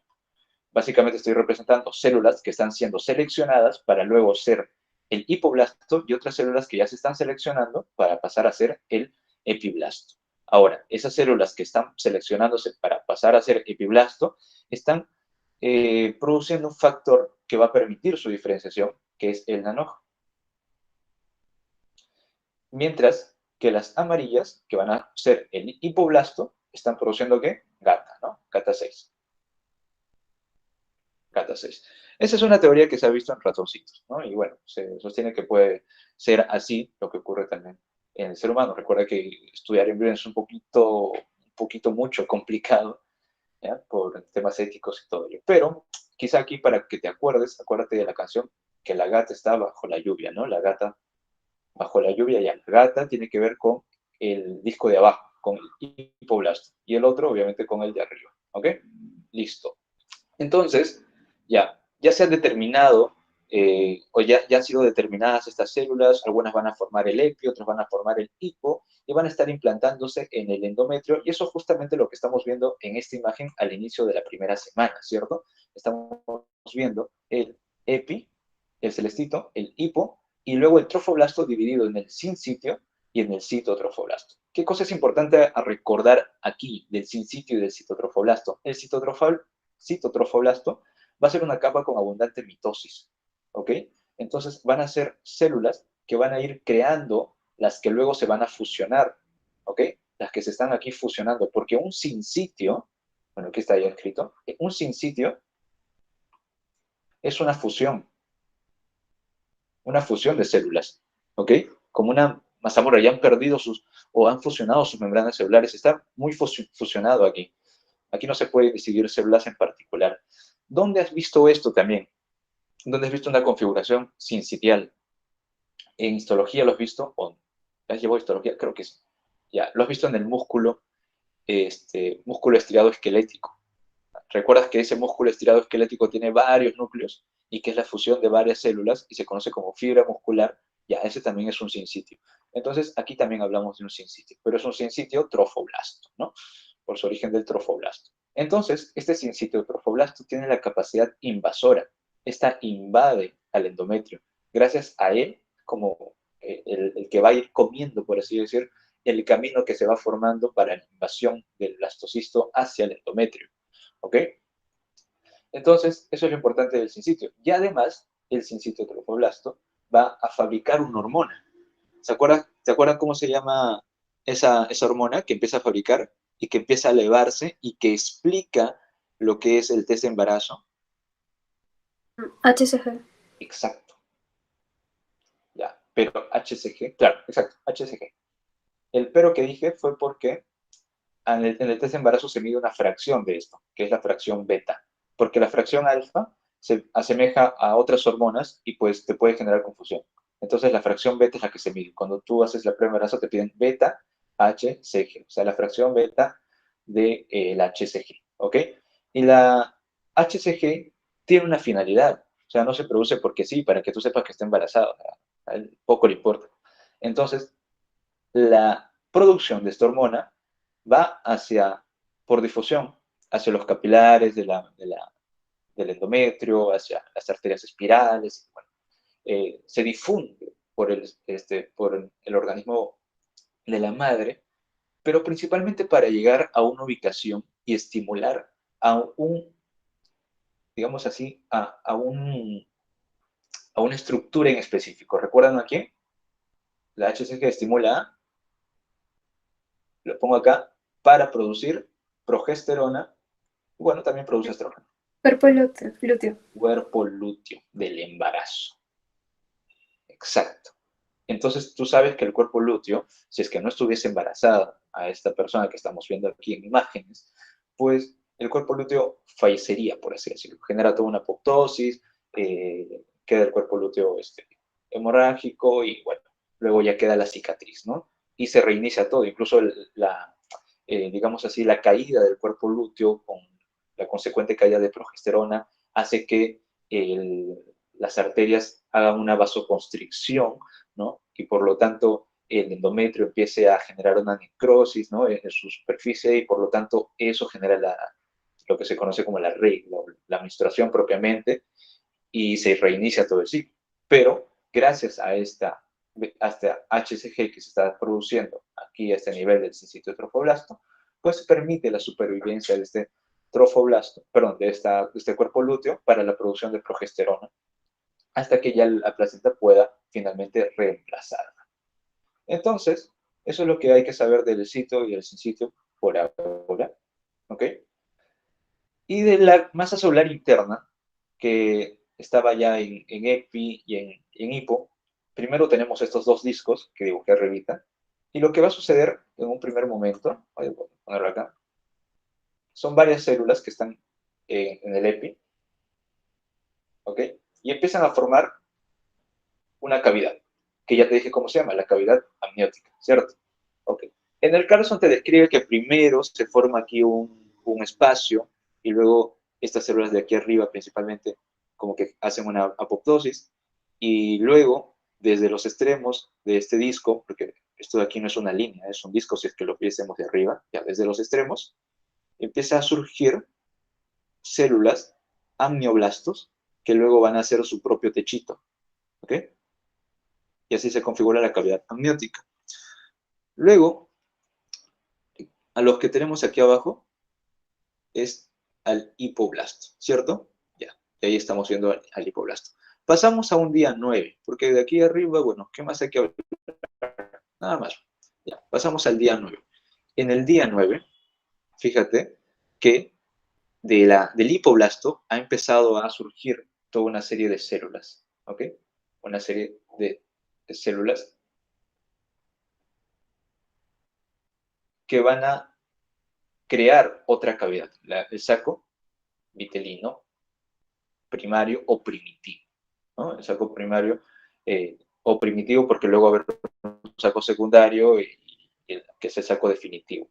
Y arriba ya tenemos lo que son la cavidad amniótica. Pero algo muy importante que hay que recordar aquí es la formación, o digamos así, claro, la formación de espacios que van a coalescer entre sí a nivel del sincitio trofoblasto. Fíjate que en el sincitio trofoblasto están generándose espacios, ¿ok? Esos espacios son muy importantes y van a tener un nombre. ¿Cómo se llaman esos espacios? Son las lagunas, ¿no? Lagunas iniciales. Exacto. Aquí está incluso. Las lagunas trofoblásticas, lagunas incisales. Muy bien. Las lagunas trofoblásticas. Esas lagunas son espacios que luego van a ser rellenados con la sangre materna, ¿no? Que no solamente con la sangre materna, también con residuos de células. Este líquido que hay dentro de estos espacios lagunares se conoce como el embrióforo, ¿no? Entonces, llena con toda la serie de células que también están siendo destruidas producto de esta invasión.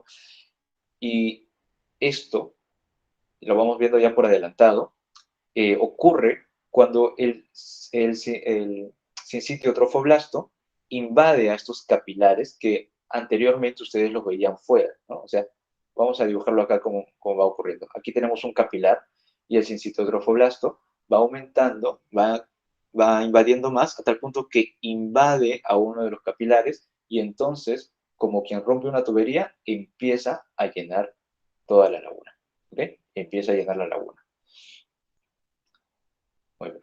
Y entonces, gracias a eso, se instaura la circulación útero-placentaria, ¿no? Entonces, Sí, como ven aquí, se empieza a llenar toda esta sangre. Y esto permite incluso que por difusión, porque aquí se está difundiendo sangre, o bueno, está pasando sangre materna, por difusión de la sangre materna, perdón, por difusión a partir de la sangre materna, puedan permitir el ingreso de nutrientes para la supervivencia o el mantenimiento principal de, del embrión. ¿Ok? Más adelante se van a empezar a formar capilares a estos niveles, que ya van a poder generar una mejor circulación, ¿no? Y esto va a permitir la generación de las vellosidades, que lo vamos a ver más adelantito, pero bueno, ha sido un adelanto bien, bien grande. Entonces, quedémonos aquí, que se han formado estas lagunas y ya más o menos nos vamos imaginando la función que van a tener, ¿ok? De estas lagunas aquí. Perfecto. Entonces, se forma aquí también el coágulo de fibrina, ¿no? Aquí estamos más o menos en un día, perdón, ya, día 9, y aquí se ha formado un coágulo de fibrina, justo en el lugar donde ya se está terminando de cerrar la superficie del endometrio, ¿ok? Que ha sido invadida por el blastocisto. Luego de esto, a partir del mismo hipoblasto, empiezan a surgir células que van a llamarse o van a denominarse como el mesodermo extraembrionario, ¿ok?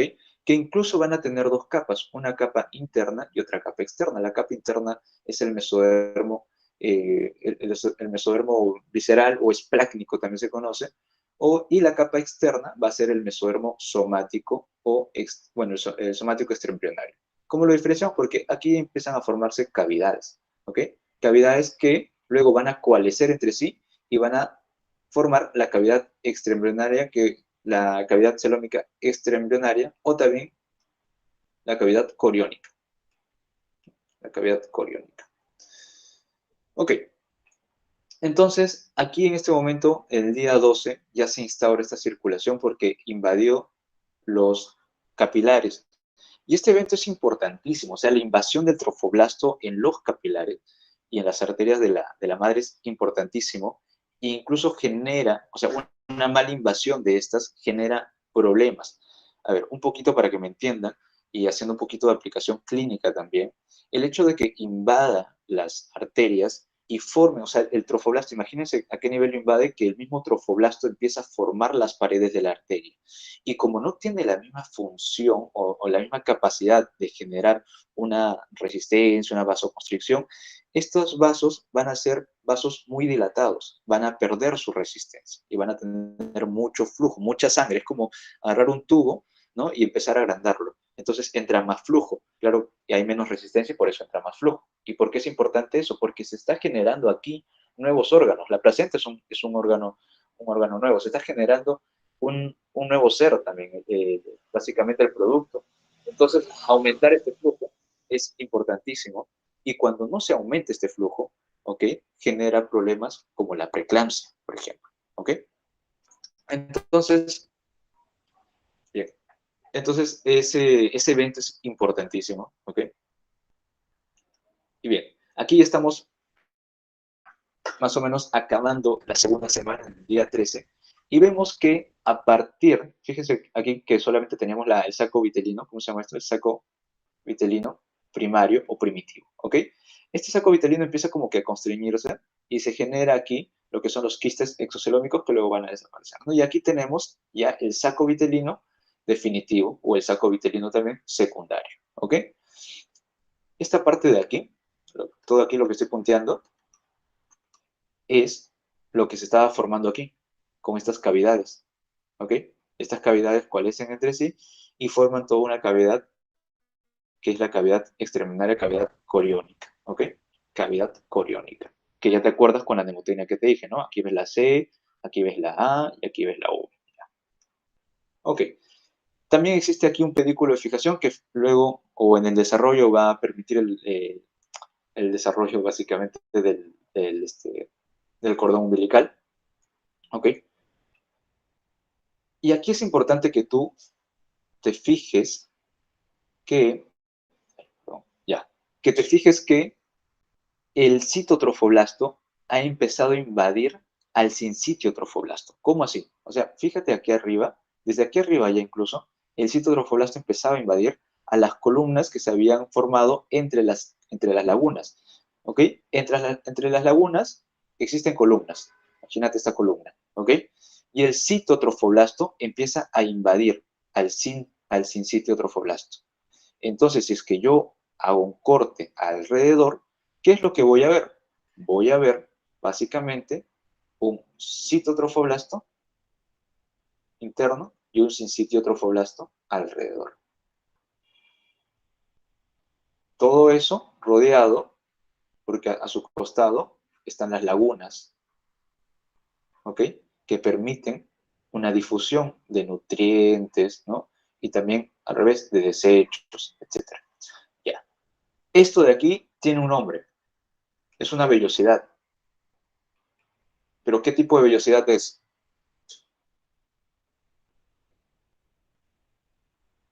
Chun, chun, chun, chun. ¿Te acuerdas qué tipo de vellosidad es? ¿Terciaria? ¿Esa es terciaria? ¿Alguien da otro? Esta sería la primaria, ¿ok? La primaria es la formación de, solamente tenemos al cito y al sincitio trofoblasto. Luego, ¿ok? Luego, fíjate que el mesodermo extraembrionario, ¿ok? El mesodermo extraembrionario empieza a invadir la misma columna que ya habíamos formado. De nuevo, aquí te dibujo una columna, ¿ok? Tienes al citotrofoblasto, tienes al sincitio trofoblasto aquí, luego tienes el mesodermo que está invadiendo la misma columna.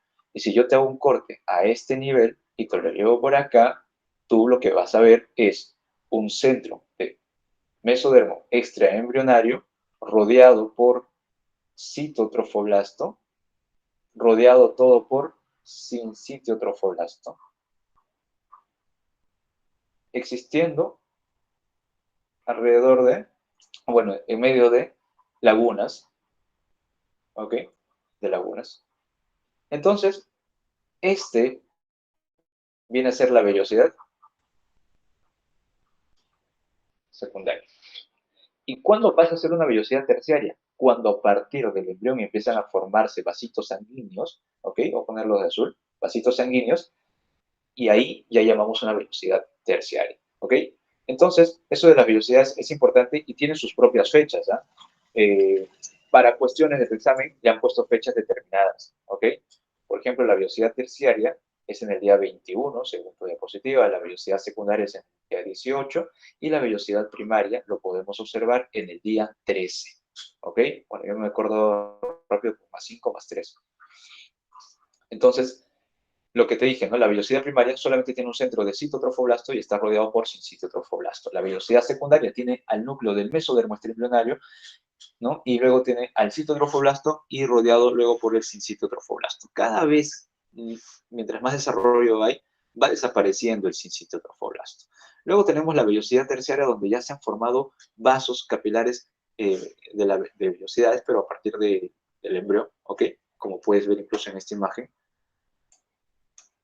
a través del pedículo de fijación, que te dije que luego yo formar el cordón umbilical, empieza, ¿no? la formación de los vasos sanguíneos, formando capilares a este nivel, y este corte de aquí es lo que tú estás viendo aquí, ¿ok? Este corte ahí, con los capilares, con el mesodermo rodeando, el citotrofoblasto aquí, y el citotrofoblasto externo. Incluso, es importante también tomar en cuenta que el citotrofoblasto invade tanto al sincitio trofoblasto que luego llega a formar la capa citotrofoblástica externa. Fíjate aquí. ¿Te acuerdas que antes el sincitio trofoblasto era el más externo? Ya, llega un punto en el que el citotrofoblasto pasa la barrera del sincitio trofoblasto y se extiende hacia toda la superficie, ¿ok? Hacia toda la superficie. Ahora, incluso en la imagen de aquí podemos delimitar algo. Podemos nosotros mencionar que esto de aquí, que tiene las estructuras como el mesodermo, que tiene las estructuras como el citotrofoblasto, como el sincitio trofoblasto, forman lo que se conoce como el corion, ¿ok? Como el corion. Y luego el corion va a pasar a dividirse a un corion frondoso o velloso por el lado del pedículo de fijación y luego un corion liso, ¿ok? Un corion liso en el otro lado, ¿no? en el polo anembrionario, como se conoce también así. Y eso como, o sea, ¿qué importancia tiene? Porque si tú te acuerdas, ¿ok? Si tú te acuerdas cuando estabas en el útero de tu madre, tú te acordarás que tu placenta era así, como una sombrilla, ¿ok? ¿Y qué pasó con todo lo que estaba rodeando aquí? Porque el embrión es el que se está desarrollando aquí. Y se supone que toda la placenta debería rodear, ¿no?, al embrión en su formación. Pero no, lo que pasa es que, como te digo, en el polo embrionario va a permanecer este corio frondoso con sus vellosidades, etc. Pero al otro lado se va a volver liso. Tan liso que incluso solamente vamos a ver incluso hasta corio y amnion nada más. ¿Ok? Por aquí se va a romper, por aquí vas a nacer y luego tu placenta va a salir después, ¿no? Ya. Ok. Entonces, eso quería enseñarte con esta pizarrita. Y ahora sí vamos a utilizar la diapo para concluir toda esta parte de aquí.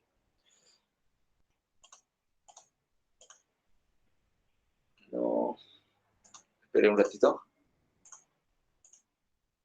Ok, entonces, de manera rápida ya, para no detenernos mucho y que también puedas descansar. ¿Cuándo es el examen? ¿Mañana? Sí, sí. Sí, no, bueno, sí, a la 1 Sí. Ya bueno, también tienes que descansar. ¿Qué fue? F. ¿Qué pasó? No puedo agarrar aquí el... Ya. No, mejor solamente esto para no escribir mucho. O ya. A ver, lo mismo, lo que te decía, ¿no? Este patrón se conoce como F. A ver. Ya. Este patrón, el Carlson lo conoce como en sal y pimienta. Hace referencia a la determinación que ya te comentaba hace un momento, ¿no? Las células que están pintadas en azul van a producir el NANOG y las que están en amarillo van a producir el GATA6, ¿ok? Y eso, pues, me va a permitir una diferenciación entre quienes van a ser epiblasto y quienes van a ser hipoblasto. Es importante recordar o resaltar la formación de una estructura en uno de los polos de este disco, que luego se va a conocer como el EVA, ¿no? El endodermo visceral anterior. Y esto es importante porque a partir de esta estructura va a generarse la formación de la línea media, importantísimo evento para lo que es la tercera semana, donde ocurre otro proceso importante que es la gastrulación. Así como en la segunda semana era la implantación, en la tercera semana es la gastrulación. Entonces, ahí tenemos al endodermo, bueno, algunos también lo conocen endodermo primitivo, malamente conocido como endodermo primitivo, pero bueno, el hipoblasto ahí está. Y del hipoblasto surgen las células que van a rodear aquí a todo la cavidad que tenía el blastocisto en un inicio, ¿ok? El blastocele va a rodear por debajo del citotrofoblasto, generando este endodermo parietal que va a rodear al saco vitelino primario o primitivo. Arriba ya se está formando la cavidad amniótica primordial, que como te dije, luego empiezan a morir todas estas células y de sus extremos empiezan a generarse un nuevo techo con amnioblastos, ¿no? Para formar la cavidad amniótica. Aquí, cavidad amniótica. De estas células que han surgido del hipoblasto, que van a ser el endodermo parietal, cuando está rodeando aquí el saco vitelino primario, van a surgir otras células que van a empezar a rellenar el espacio que hay entre el citotrofoblasto y el endodermo parietal, ¿ok? Esos van a ser el mesodermo extraembrionario. El mesodermo extraembrionario va a rellenar todo esto de aquí. Chale. A ver, un ratito. ¿Qué fue? Perdón, he comprado mi Adobe. Ok, bueno, ojalá que no vuelva a aparecer. Entonces, empieza a rellenar aquí, ¿no? Con el mesodermo extraembrionario, ¿ok? Que luego va a formar cavidades, como lo viste también en las imágenes, ¿no? Va a formar cavidades que van a coalescer entre sí y van a formar la cavidad coriónica o celoma extraembrionario, que también lo ves aquí. El saco vitelino primario va a generar restos o va a generar como que una constricción y va a formar finalmente el saco vitelino definitivo. Y aquí tenemos la cavidad amniótica. Y el saco coriónico o la cavidad coriónica que se está formando ahí alrededor. Y ese saco coriónico incluso va a invadir todo, o sea, va a haber un espacio alrededor del epiblasto con su amnios, del hipoblasto con su saco vitelino, va a estar rodeando todo, excepto por un lugar, que va a ser el pedículo de fijación. ¿Ok? Por ahí no lo va o sea, no va a cortar esa conexión, el pedículo de fijación. ¿De acuerdo? Por otro lado, tú ya vas viendo que se va formando las vellosidades primarias, que ya te comenté, que es el citotrofoblasto con el sincitotrofoblasto aquí alrededor. Que si lo cortamos, vamos a ver el citotrofoblasto y el sincitotrofoblasto. Aquí el mesodermo va a ir invadiendo, ¿ok? Estas vellosidades, por lo tanto ya tendríamos las vellosidades secundarias, más o menos el día 18, donde está conformado por un centro de mesodermo, luego de cito y finalmente de sincitio trofoblasto. ¿Ok? Entonces, el disco embrionario bilaminar ya está en la final de la segunda semana, pasa a la tercera semana formando el disco embrionario trilaminar, o sea, más o menos entre el día 15 a 18. Y este evento de pasar de un disco embrionario bilaminar a un disco embrionario trilaminar se conoce como la gastrulación, ¿ok? La gastrulación va a ser este proceso en el que convertimos de un disco de 2 capas a un disco de 3 capas. Las capas que van a formar luego ya todas las estructuras embrionarias. Yo te había comentado que había una región importante que recordar, el EVA, que es el endodermo visceral anterior, una parte de hipoblasto que está especializado para cumplir una función, la función de producir Lecti-1, Cerberus 1, que finalmente van a producir, o van a evitar que se forme WNT, pero principalmente van a evitar que se forme el gen nodal, o bueno, que se exprese el gen nodal, que se produzca el factor nodal. ¿Ok? Entonces, más o menos lo que ocurre es esto de aquí, que esto de aquí, el EVA está aquí, ¿ya? Ahí está el EVA, ¿ok? Entonces, el EVA empieza a producir estas moléculas, el Lecti-1 y el Cerberus 1, que evitan que se produzca o que se exprese el gen nodal, y por lo tanto, en toda la estructura que está encima del EVA, no va a haber nodal. Pero en la estructura que está lejos del EVA, sí va a haber nodal. Y la estructura que está lejos del EVA, al producir nodal, empieza a producir la línea primitiva. Entonces, ese es el origen de la línea primitiva. Es muy importantísimo la función del EVA. Al evitar que se produzca o que se exprese el gen nodal subyacente a ella, pues hace que el otro lado que sí está expresando nodal, produzca la línea primitiva. ¿Okay? Que básicamente, en cuestiones simples, van a ser una convergencia de células del epiblasto. Imagínate que tú estás en un salón, todos tus compañeros están en un salón, en bioquímica, y todos quieran salir por la escalera del centro. ¿Ok? Entonces van a empezar a ir hacia la escalera del centro y se van a empezar a formar como un montículo, o sea, va a haber todo un alboroto ya. Ese alboroto es la línea primitiva. Son células que están dirigiéndose hacia el centro por una migración, para que luego empiecen a invaginarse, ¿no? Y ese es el siguiente proceso, la invaginación y la migración. Acuérdate que aquí tenemos una configuración epitelial. Son células que están muy pegaditas, ¿ok? Producen caderina E, están pegaditas. Pero para llegar a la línea primitiva, a pesar de que han ido migrando, ¿ok? Igual así agarraditas todas las manos, cuando ya tienen que invaginarse para formar las otras capas, ahí pierden su estructura y ocurre un proceso de conversión, ¿no? Una transición epitelio-mesénquima. Van a ser mesénquima. Y tú te acuerdas por histología que mesénquima es tejido conectivo. Y en el tejido conectivo ya las células están más sueltas, no están pegadas. Entonces permite esa migración. Y adivina qué, para luego pasar a ser hipoblasto, que tú también te estás dando cuenta que están pegaditas unas del otro, van nuevamente a convertirse a una configuración epitelial. O sea, las células que están de aquí y que pasan al hipoblasto, pasan por una transformación epitelio-mesénquima y luego mesénquima-epitelio. Pero las que se quedan en el mesodermo, que es el rojito, van a solamente pasar por ese periodo, ¿no? Transición epitelio-mesénquima. ¿Ok? Ahora, la invaginación, ¿ok? A través de la línea primitiva, va a dirigirse hacia todo. Acuérdate que estamos en la línea primitiva, entonces lo de arriba no se va a quedar sin la migración. O sea, a partir de esto van a empezar a migrar así, ¿no? Y esto forma lo que son los mapas o el mapa de migración, que va a dividir muchas regiones, principalmente en el mesodermo. Entonces, este es el eje axial. Por lo tanto, lo que está adyacente a este va a ser el mesodermo paraxial, ¿no? Importante para la formación de los somitómeros, ¿no? Luego tenemos al mesodermo intermedio, importante para el desarrollo del gononefrutón, ¿no? O sea, del aparato genitourinario. Luego tenemos el mesodermo de la placa lateral, que puede ser visceral y puede ser parietal. Y finalmente, el mesodermo extraembrionario, que es una segunda migración que se añade al mesodermo extraembrionario que ya derivó del hipoblasto. ¿De acuerdo? Entonces, esa migración ocurre como aquí ves en la imagen. El epiblasto, que tiene ahí muchas uniones tipo epitelial, ¿ok?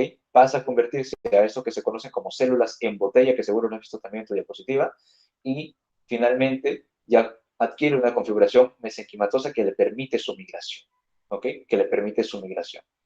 Y luego, las que van a dirigirse hacia el hipoblasto van a hacer una transformación de nuevo a endotelio, perdón, a epitelio, y van a conformar el endodermo. Ahora, el endodermo, o sea, estas células que se están dirigiendo hacia este amarillo, que tú te acuerdas que era el hipo, no reemplaza completamente al hipo. O sea, no es que dicen, o sea, llegan y empiezan a empujar al hipoblasto hacia sus extremos. Algunos libros te lo describen así, pero se sabe que también algunas células del hipoblasto quedan ahí formando parte del endodermo, ¿ok? Entonces, hace un desplazamiento, pero también un reemplazo. Y así va a originándose el endodermo, ¿ok? Ya para no extenderme mucho más, esto lo voy a pasar, que es básicamente la formación de la notocorda. Es importante nada más recordar que la notocorda se forma a partir de la fosita primitiva, así como las células empiezan a migrar por toda la línea primitiva, desde la fosita primitiva, que es básicamente esta parte de aquí, ¿ok?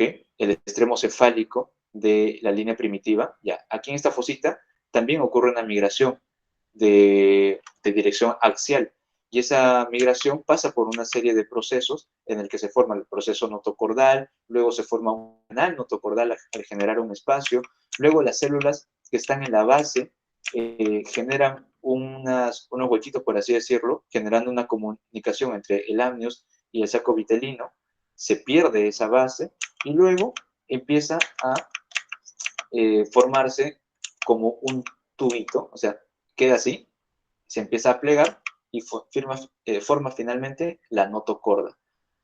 Esta notocorda se dirige desde el nódulo, la fosita primitiva, hacia cefálico, ¿ok? Y está por debajo del ectodermo.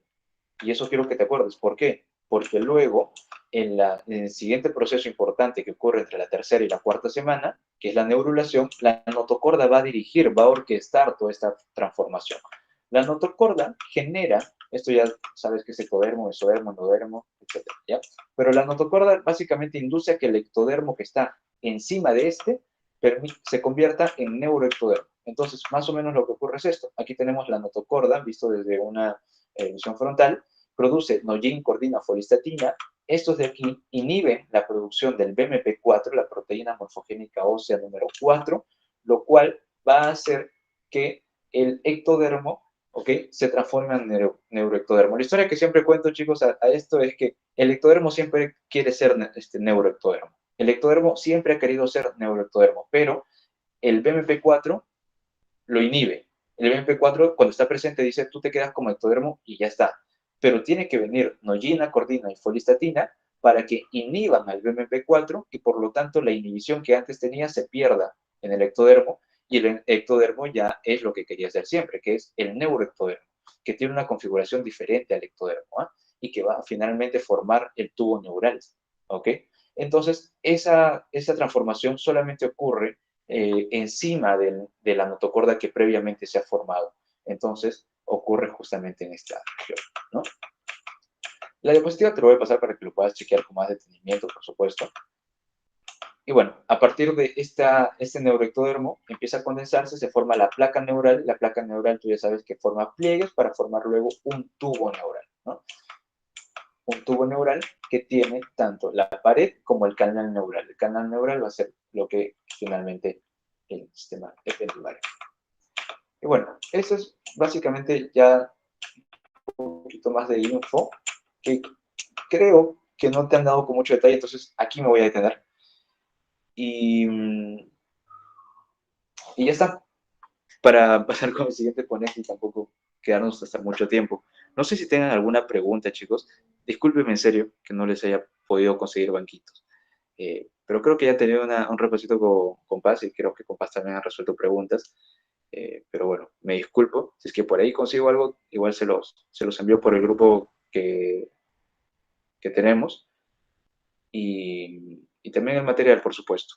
Entonces no sé si tienen alguna duda, sino para avisar a mi compañero Gerardo o quien sigue. A ver, voy a preguntar quién sigue.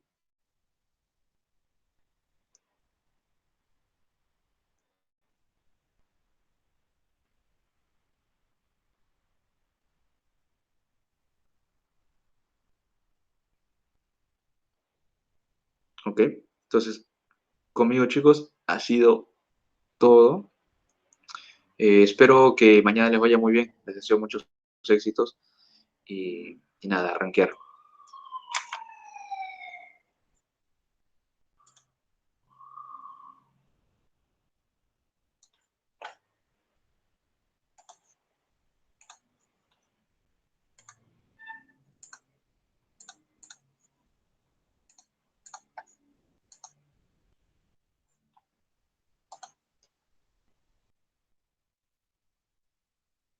Ah, un ratito, ya voy a preguntar quién sigue.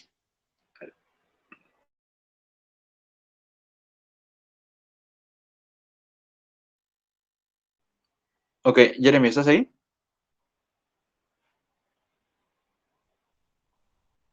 Jeremy.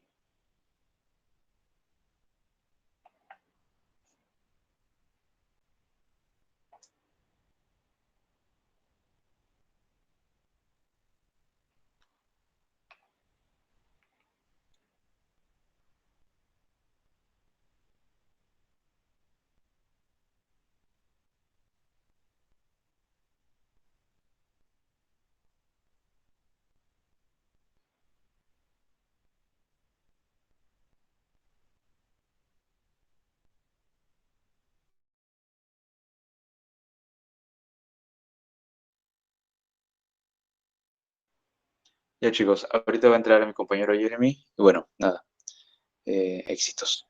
Conmigo sería todo, me despido. Muy buenas noches. Y en unos minutos ya entra Jeremy para que siga con el repasito.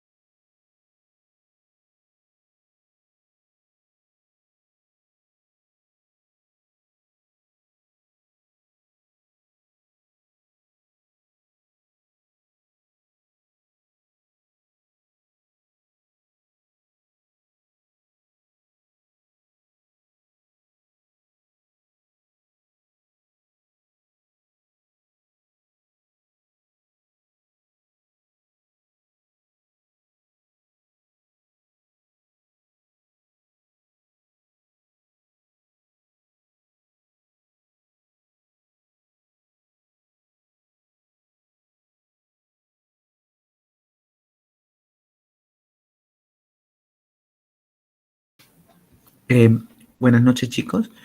Disculpen la demora. Voy a presentar ahorita para poder avanzar con este repaso. A mí me toca sobre anexos embrionarios. Me toca sobre anexos embrionarios y el periodo fetal. Es un tema que no es pero tan preguntado a comparación con los otros que ya les ha presentado mis compañeros. Sin embargo, es un tema de importancia, ¿no? No solamente para ahora, sino también en sus subsecuentes cursos de carrera. Ahorita lo presento un momento.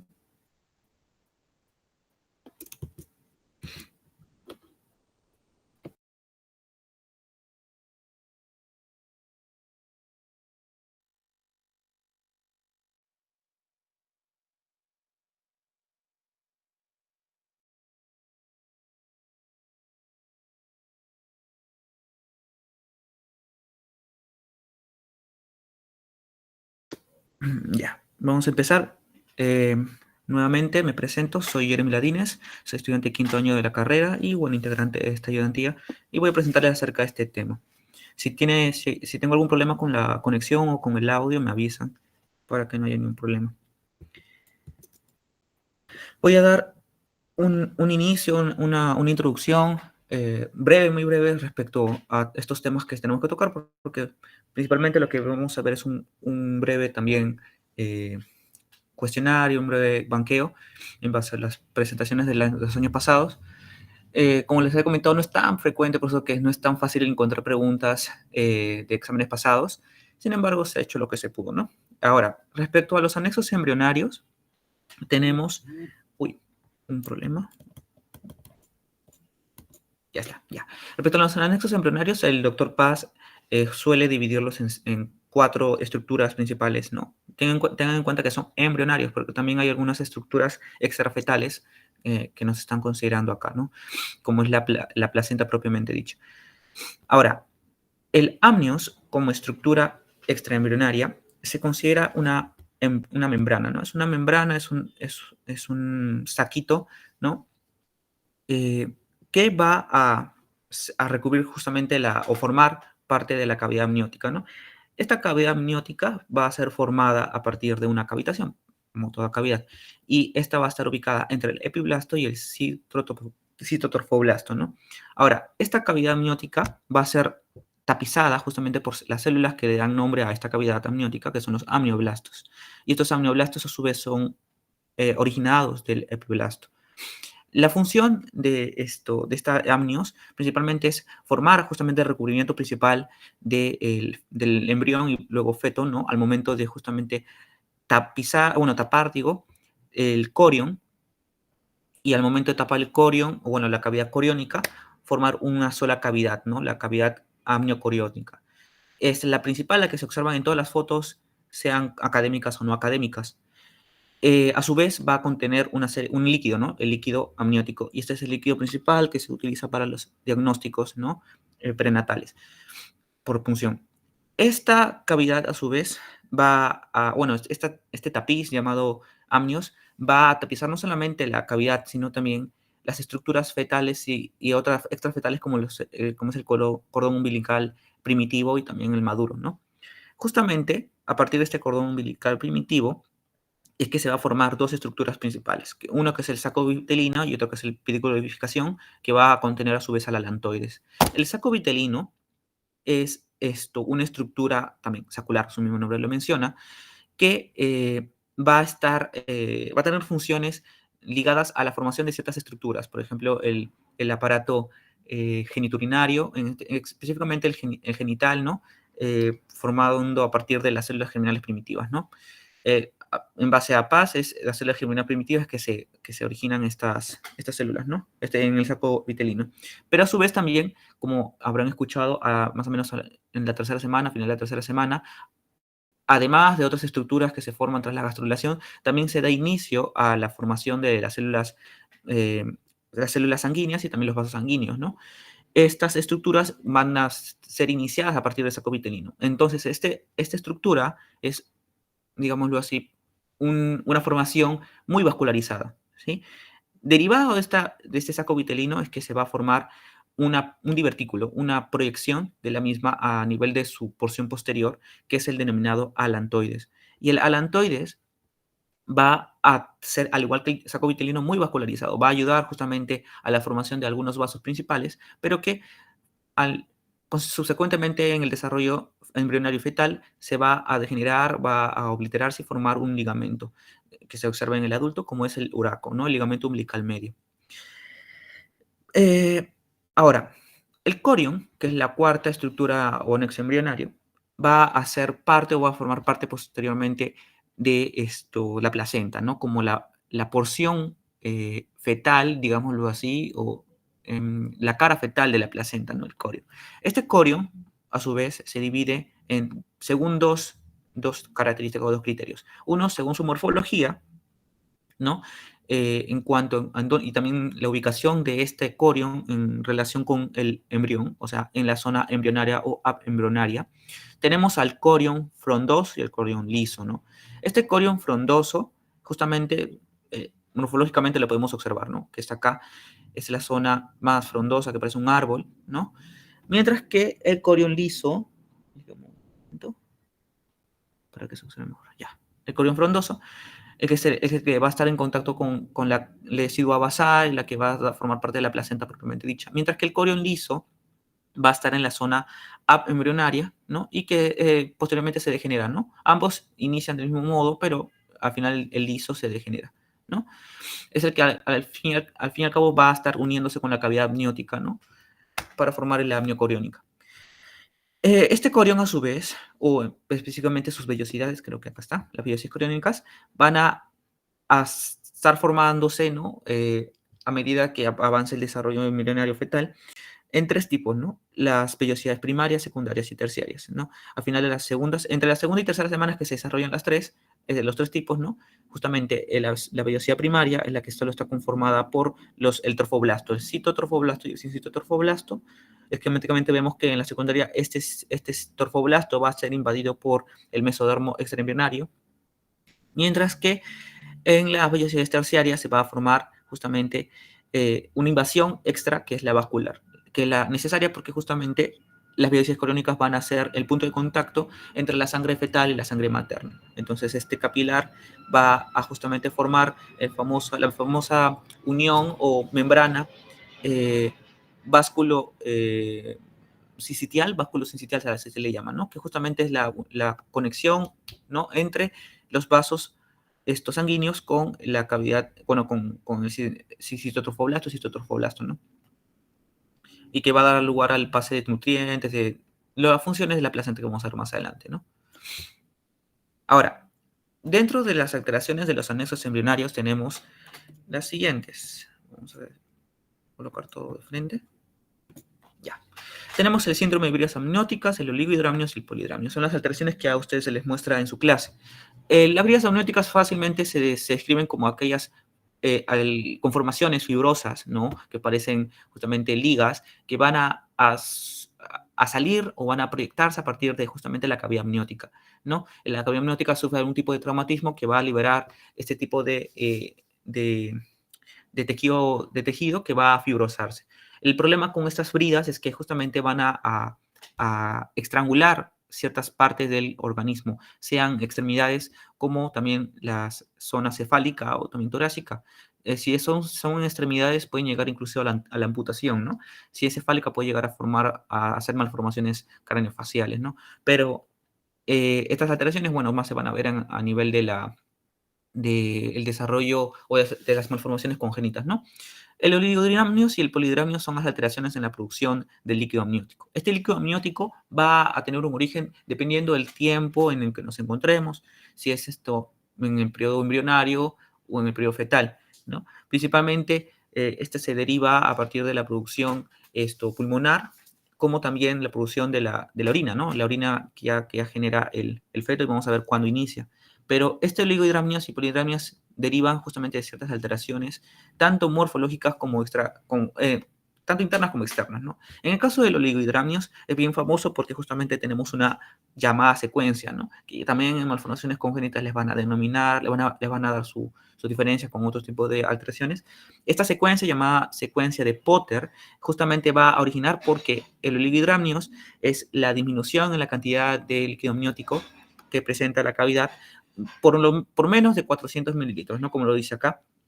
Y esto va a ser principalmente, aunque no única, originado por una agenesia renal bilateral, o sea, una reducción en la formación de los riñones y por tanto no se va a formar la orina.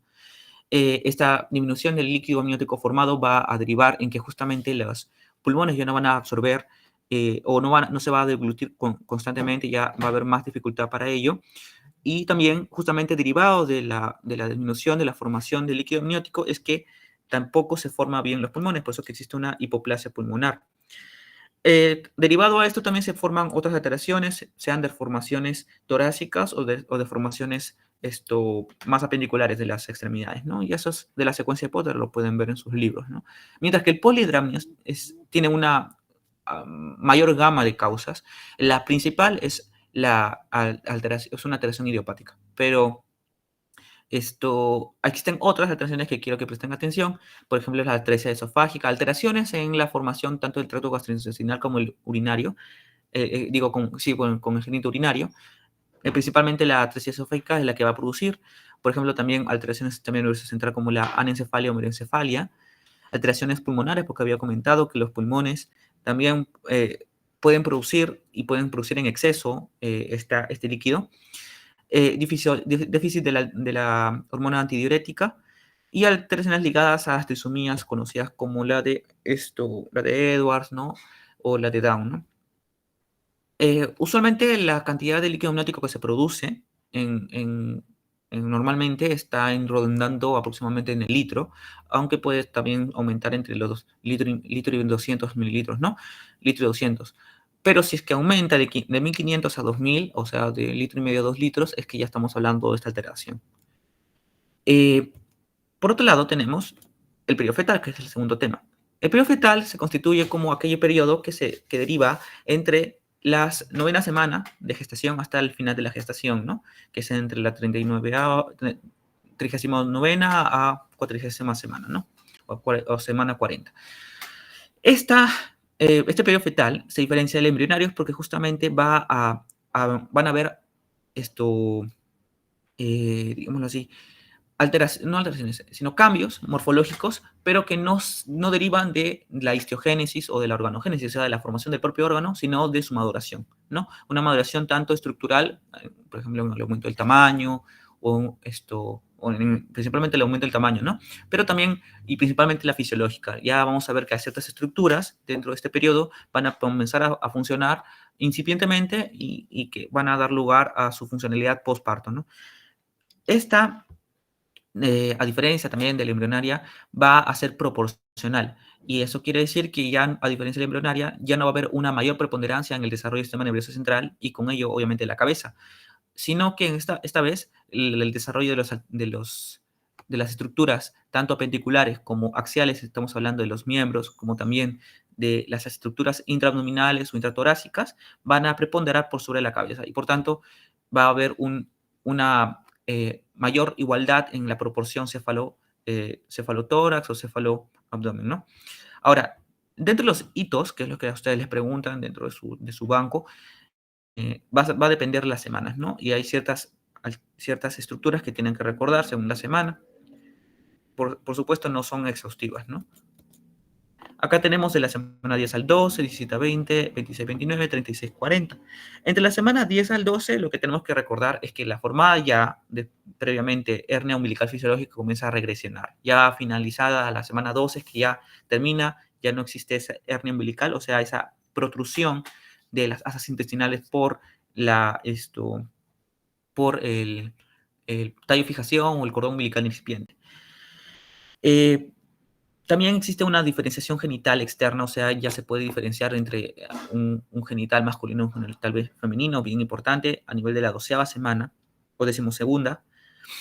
También tenemos la formación de la orina, o sea, acá ya es que se da mayor preponderancia a la formación de líquido amniótico a partir de la formación de la orina, hay que recordar. de la 10ª semana, y también la aparición de los centros de osificación, aunque no existe obviamente digamos, un periodo exacto donde todos los centros de osificación van a estar activos, primarios exactamente, pero más o menos en este tiempo es que ya todos ya están presentes, ¿no? Ya ha aparecido.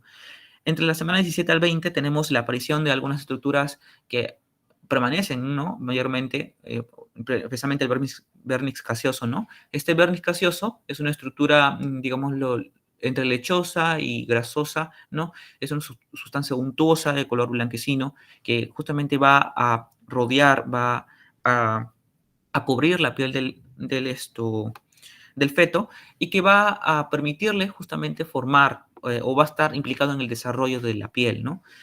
Por otro lado, la grasa parda también se está formando a nivel, saben que la grasa parda, a diferencia de la grasa amarilla, los adipocitos blancos van a estar implicados en la termorregulación o la termogénesis en este caso, ¿no? La formación del calor típico. El nanugo, al igual que el vernix, va a ser una estructura que va a estar implicado en el desarrollo de la piel y también en su protección. La piel del feto no tiene que estar en contacto directo con el líquido amniótico, sino que tiene que estar protegido porque puede haber una disparidad digámoslo así, en el intercambio del calor, ¿no? Hay una termorregulación derivada del lanugo y el vernix gaseoso. El lanugo, como sabrán, es un vello falso, un vello incipiente, que va a ser justamente reemplazada por un vello más maduro, ¿no? Las cejas y el cabello también comienzan a aparecer en este tiempo y los movimientos fetales, ¿no? Recibidos por la madre.